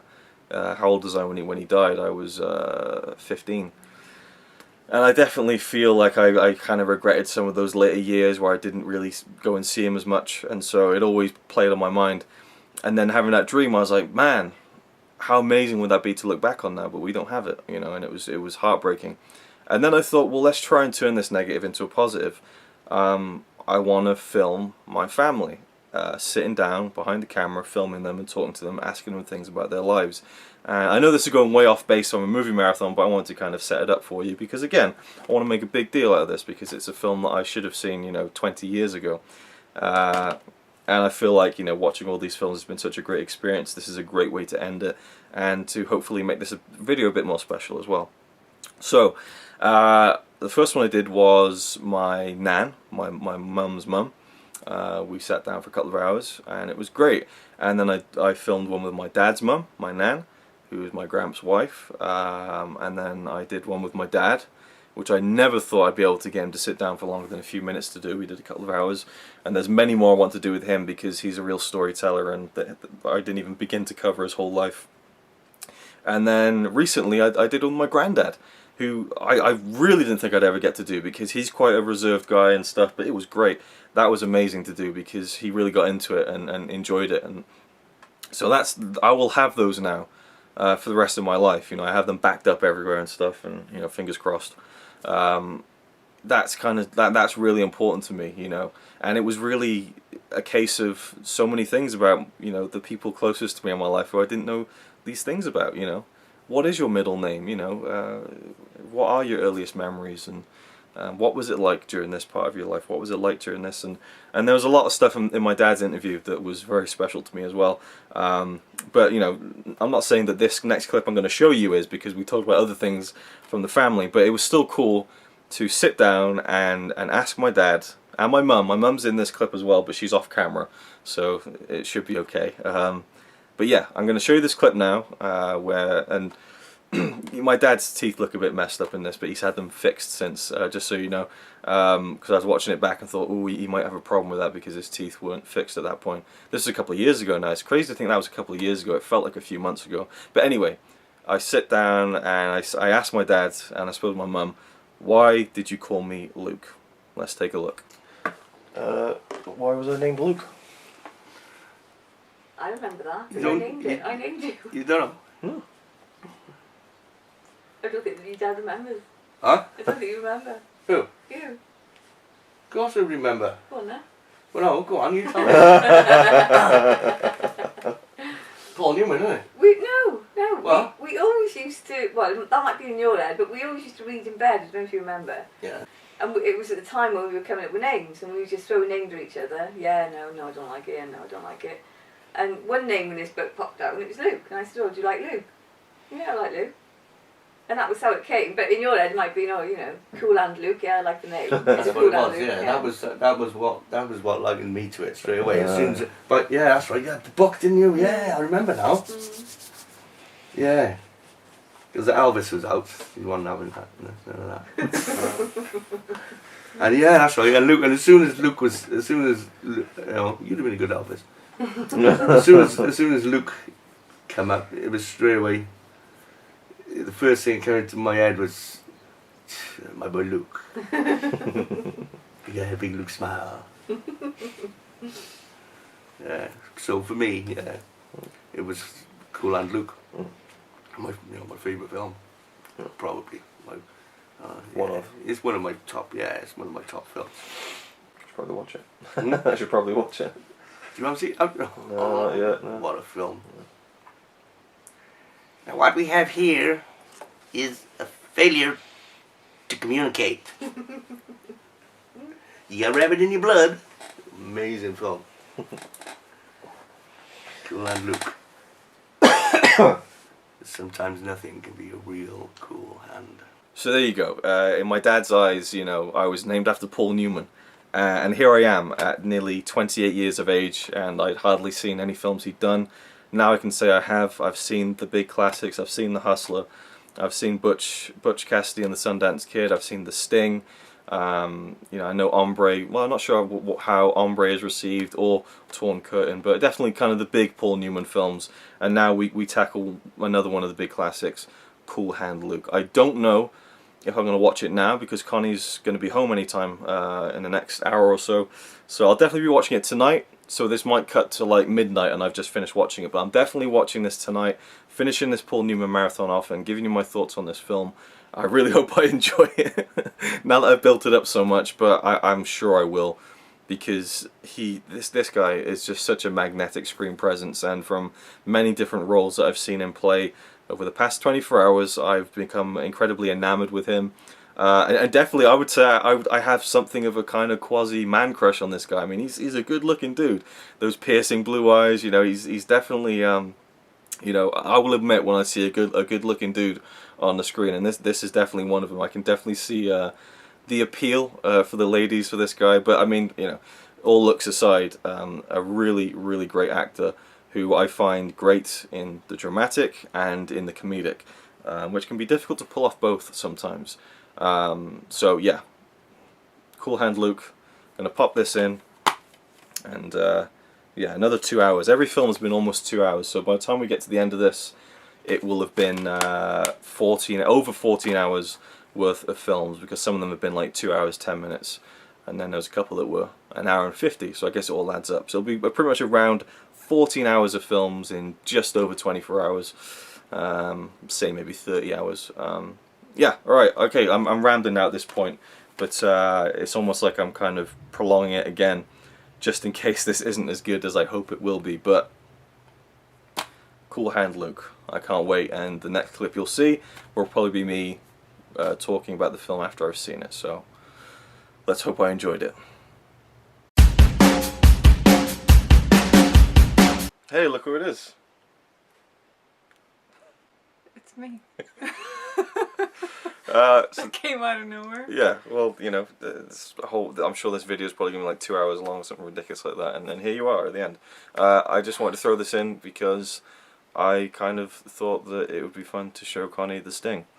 And I was looking through my list I keep of every film I watch. I at least in the past 3 years, and I don't think I have for years before that, I think it goes back to me being a kid. This is the first time I've watched a film and then watched it again.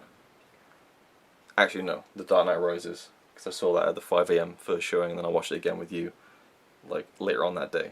So there's that. But this is different because it's not filmed in the cinema. It's an old film. And Force Awakens you watched 4 times in Yeah, 4 but days? it was like there was days between each viewing. This is like anyway, right? So, and I'd watch films in between. So this is me watching The Sting and then going right back into watching The Sting again, just because I think you'll enjoy it. She knows nothing about it at all, right? No. No. So what are you expecting from this film? A wrestler.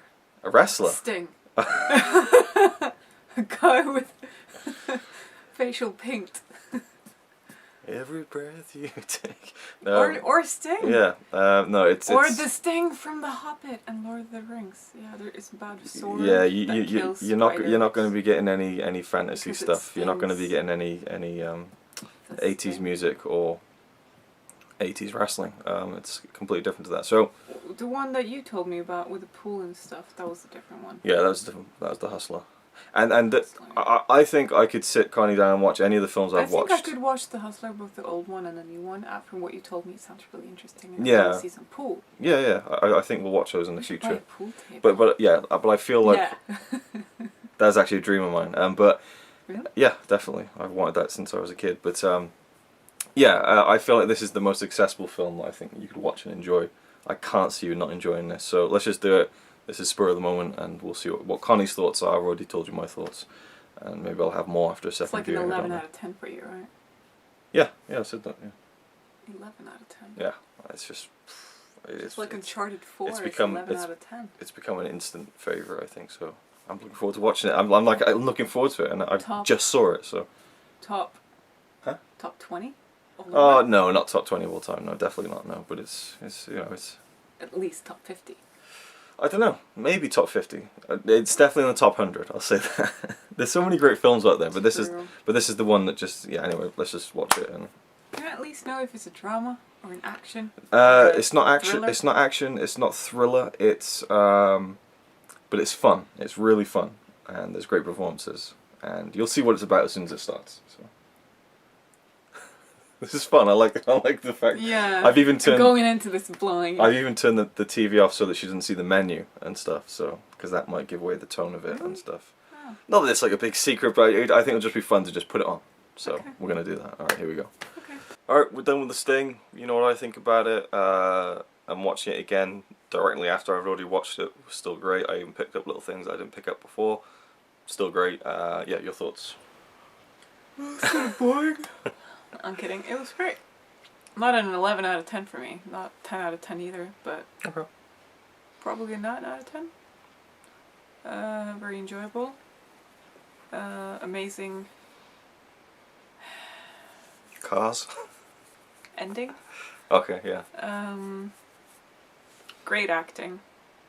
I just kept seeing Sully all the time from Uncharted in Paul Newman. yeah.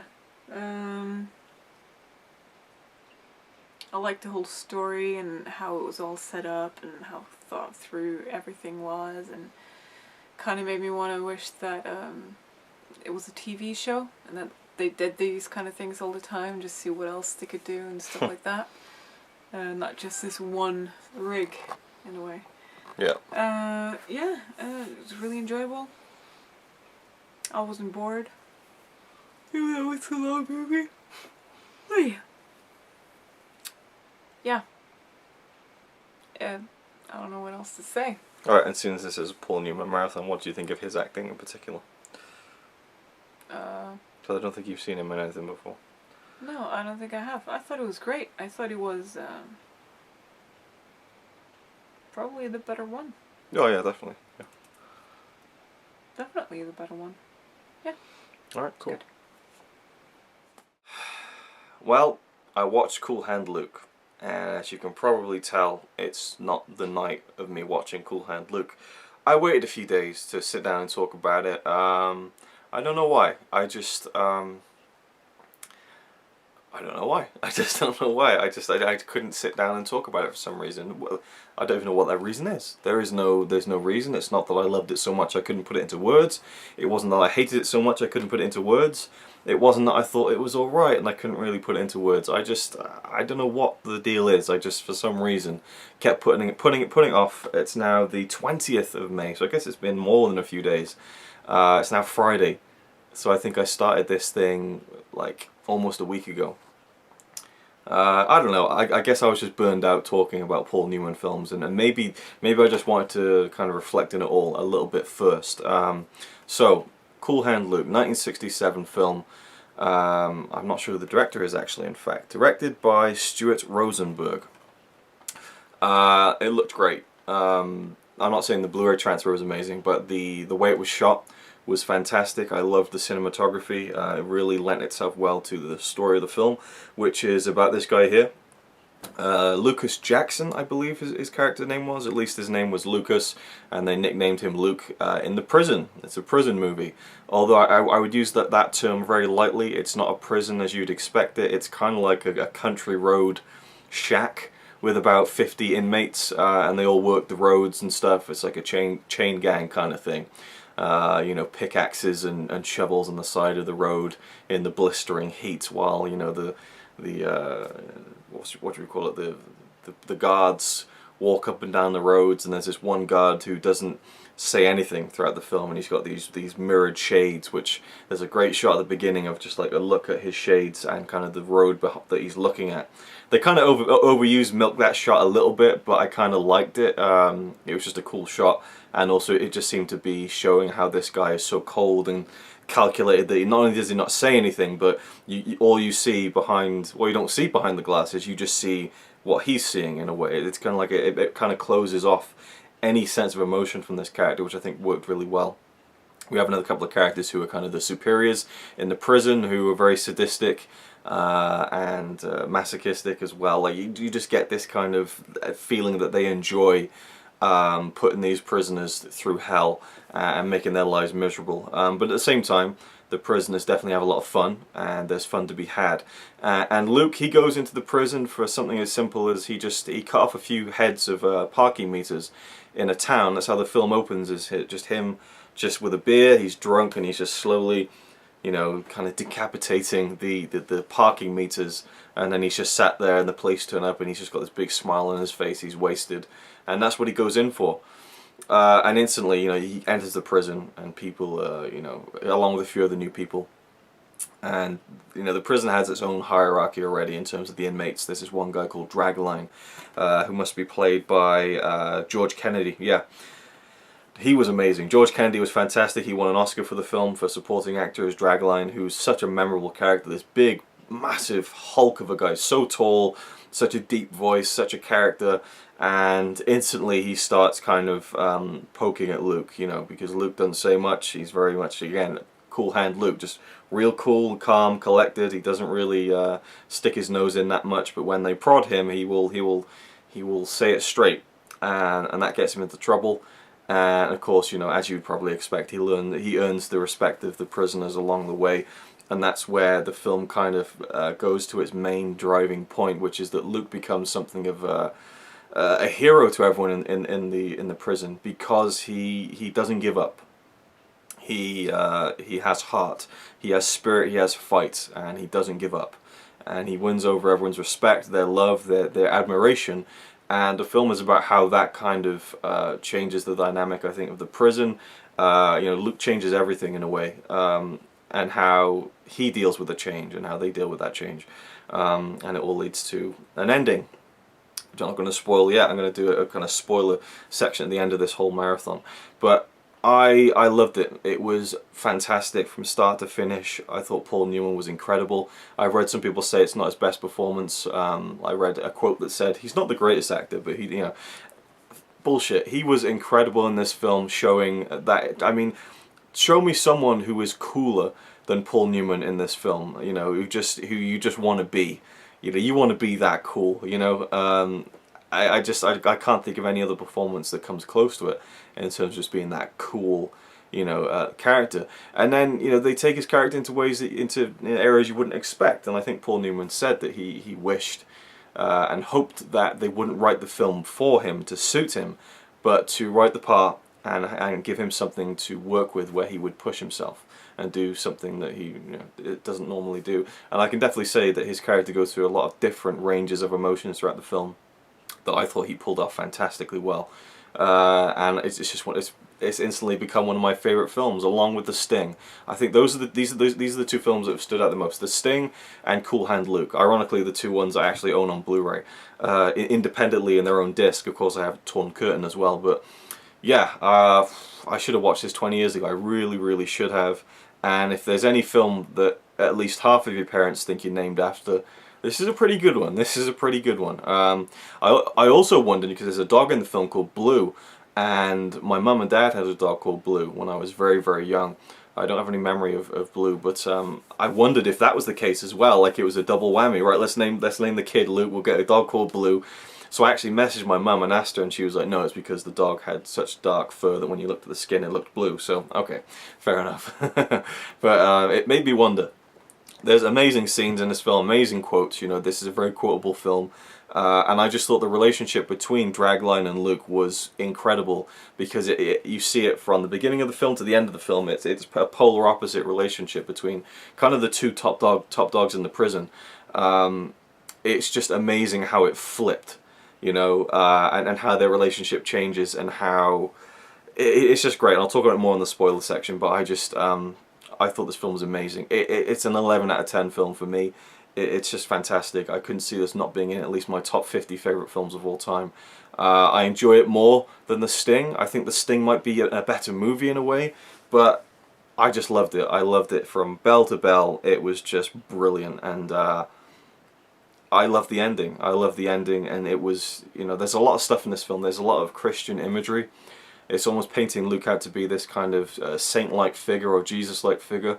I would say the symbolism isn't exactly that subtle when it comes to that, but and as from what I understand, the director really made that intentional.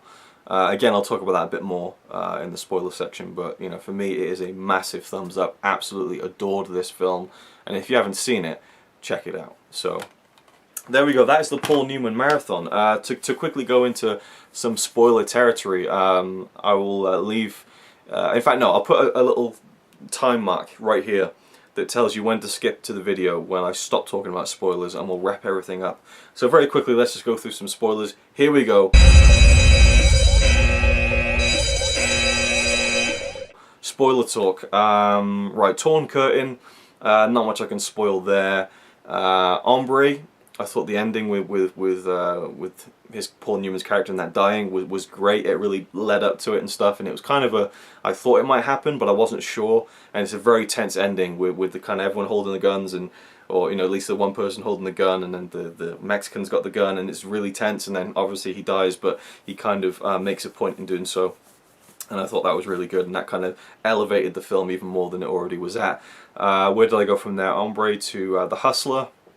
The fact that, you know, his girlfriend in the film dies really shocked me. I didn't see that coming at all, and it really changes the entire dynamic of the film and turns it into a kind of a tragedy towards the end. And you know, I thought the way it ended was very suitable to that tragedy that had already happened. The Color of Money. I think I've already talked about. I can't remember what I said about The Color of Money, but I love how it basically turned out that the film was about Fast Eddie. It wasn't about Vincent's character, Tom Cruise. You know, and I thought it would be, and it changed over. And just that last shot, that last scene where Fast Eddie, you know, is the whole. I wonder if the whole point of it was that he was kind of hustling Vincent to begin with, to kind of lure him into that false sense of security, and then enter himself into the tournament. And I wonder if that was the play, you know. I can't wait to watch it again and maybe watch it with that in mind, perhaps. And maybe he was losing intentionally to get Vincent's guard down. I don't know. And then, of course, you know, at the end of the film, they're like, you know, all right, fine. You know, they're antagonistic towards each other, which was how it should have been. And he's like, I'm going to beat you. You know, if I don't beat you now, I'm going to beat you at Dallas. You know, if I don't beat you then, I'm going to beat you at the next one. And he's like, how can you be so sure? He's like, hey, I'm back. And he breaks the thing, and it ends, and it's one of my favourite endings to a film. I loved it. It was so brilliant. And I'm glad he won an Oscar for that film, finally. I think he was nominated for Best Actor 7 times in his career. That was the 7th, so he definitely deserved it more for earlier roles, but that one, I'm glad that he got it at least. Moving on, Butch Cassidy and the Sundance Kid. They both die at the end. You know, that was to be expected. Obviously, I knew the history of those two very, very vaguely, but I knew that they had obviously died in some kind of shootout. And so I love how they built up to it, and that fantastic final shot where they run out of the building, guns blazing, they're going to get killed, and it freeze frames, and we hear the gunshots, but we don't see them die. And then it zooms out from the screenshot, and it's like massive. Like, I really loved that effect, whatever it was. Even back then in the 60s, it was really well done. Then we go to The Sting.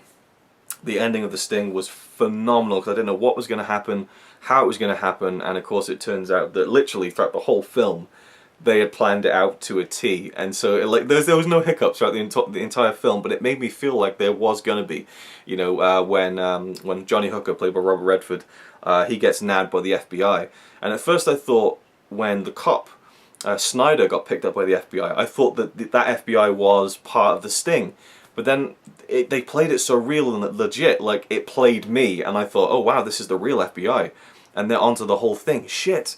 And then of course Hooker is forced to give up Paul Newman's character, was it Gondorf, and I was gutted. I was like, I can't believe this. And then when it all comes out, and Paul Newman looks at Robert Redford like, you betrayed me.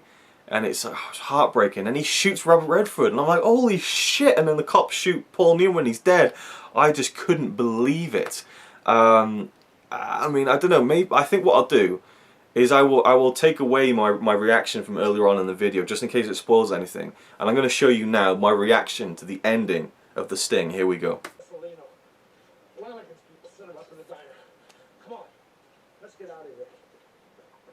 Holy fucking shit.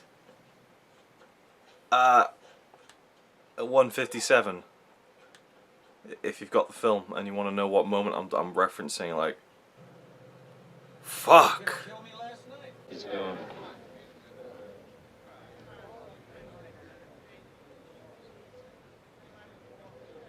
Okay, Henry, all clear.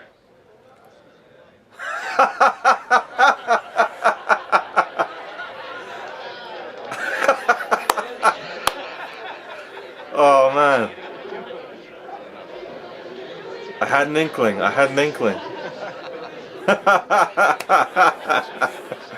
Spoilers, I mean, you can probably tell by my reaction.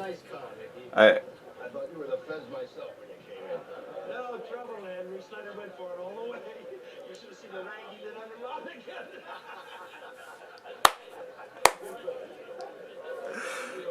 I kind of suspected. I wasn't sure though. You're right.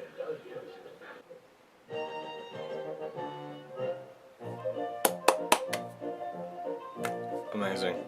Fantastic. Like, I don't think that ending could have delivered more than I was ever anticipating, and it still threw in a few holy shit moments at the same time.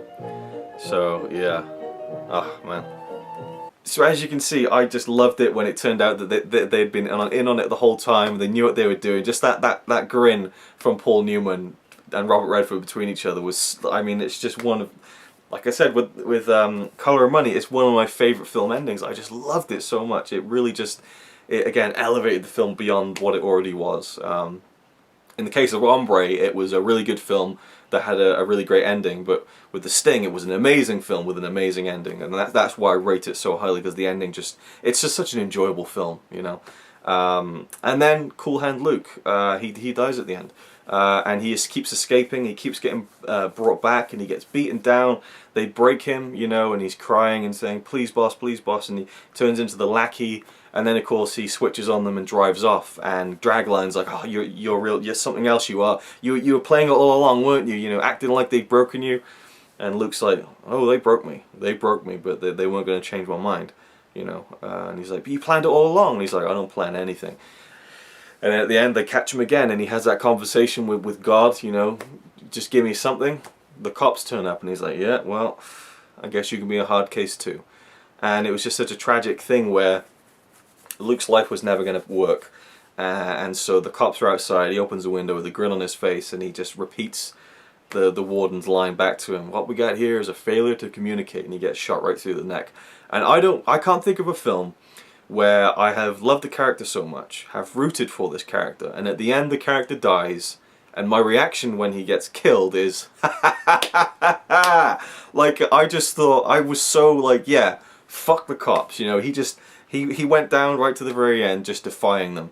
You know, he probably, you know, if he put his nose down, kept his head down, and just not caused any trouble, he would have been out of that jail in 2 years. But you know, that they pushed him, he pushed back, and it was in his makeup to push back. He couldn't not. And the whole scene with his mother was incredible. I love that scene so much. It said so much without giving away too much of his backstory. Or not even giving it away, but it doesn't spell out to you where he's come from, what he's done. but you get these little details throughout the film that don't feel fed to you. They feel like, oh, if I listen, I can take that and use my imagination and kind of paint a picture myself, you know. There's so many great moments in the film. It's just littered with iconic moments. I can eat 50 eggs, you know, sometimes nothing is a real cool hand. It's an amazing film, and I love the fact that he died at the end with a smile on his face, and I got emotional at the end, because for me, I think, and again, I'm at the massive risk here of sounding like a complete bender, but I kind of have a bit of a man crush on him. I think like just something about him, honestly, is just really appealing, and he's got that magnetic, charismatic smile that is so enjoyable to see on screen. I don't know, am I weird or a little bit, you know, gay for saying that? I don't know. His smile is really alluring to me, and just like I kind of wish that he was my uncle, if that makes sense. Like he's got that smile that you really like, this aesthetically pleasing smile. And those blue eyes, I'm sounding so gay right now, but hey, I don't care. I'm secure with my manhood. I can definitely say it on camera and share that with the internet. I don't care who hears it. Oh, just dropped my man card. Here you go. You can take it from me. I don't care. And the whole ending scene is a montage of him smiling and Dragline saying, you know, that he went down right to the end, smiling that old Luke smile, like, you know, that smile he had, like, and it was just, oh, it was such an amazing ending. And then that big pan out shot, and it's just, you can either look into this very deeply with all the Christian symbolism and stuff, or you can just look at it as a simple film about a man fighting against an authority, and a man who's kind of always been on the wrong side of the tracks, and ultimately that kind of ended his life, but he kind of went out swinging, and there was something really satisfying about that, even though he died. I don't know, call me crazy, but I just cheered at the end, because I just thought, yeah, you didn't go out like a chump, you know, so I was really happy with that. Anyway, that's been it. That's the Paul Newman Marathon. I hope you enjoyed it. I certainly loved it. I've watched 7 films. If we take out Ombre and Torn Curtain, which I both thought were great and had great scenes in them, but overall as a film they weren't like 10 out of 10 classics or anything. If you take those aside, you're looking at 5... Well, take Color and Money out of there as well. We're looking at 4 amazing films. Butch Cassidy and the Sundance Kid, The Hustler, Cool Hand Luke, and The Sting. Particularly Cool Hand Luke and The Sting. Those are the 2 ones that absolutely just blew me away and I thought were amazing.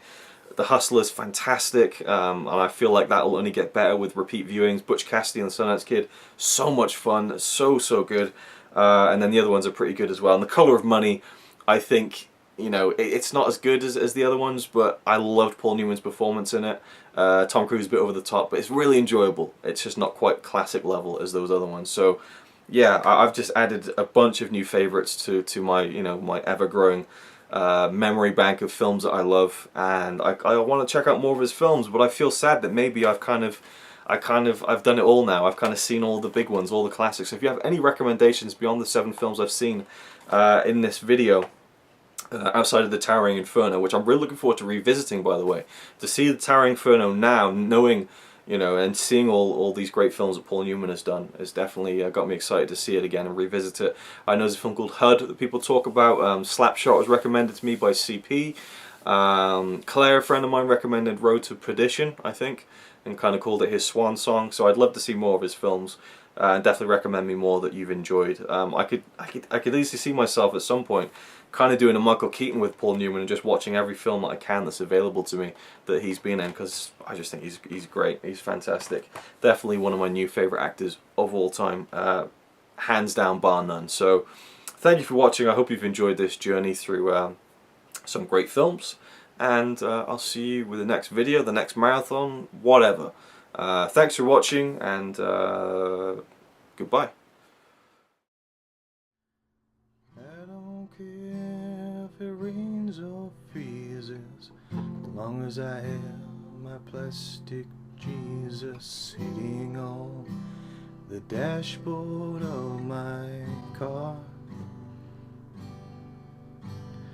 Comes in colors pink and pleasant, glows in the dark 'cause it's iridescent. Take him with you when you travel far. Get yourself a sweet Madonna, dressed in rhinestones, sitting on a pedestal.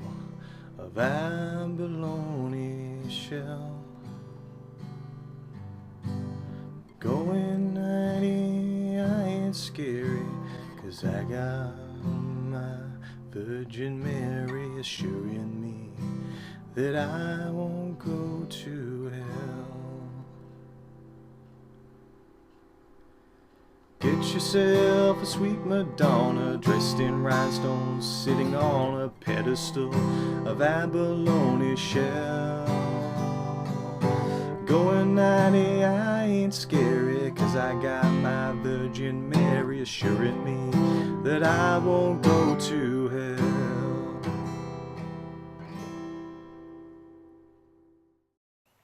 Your soft white flesh is mine.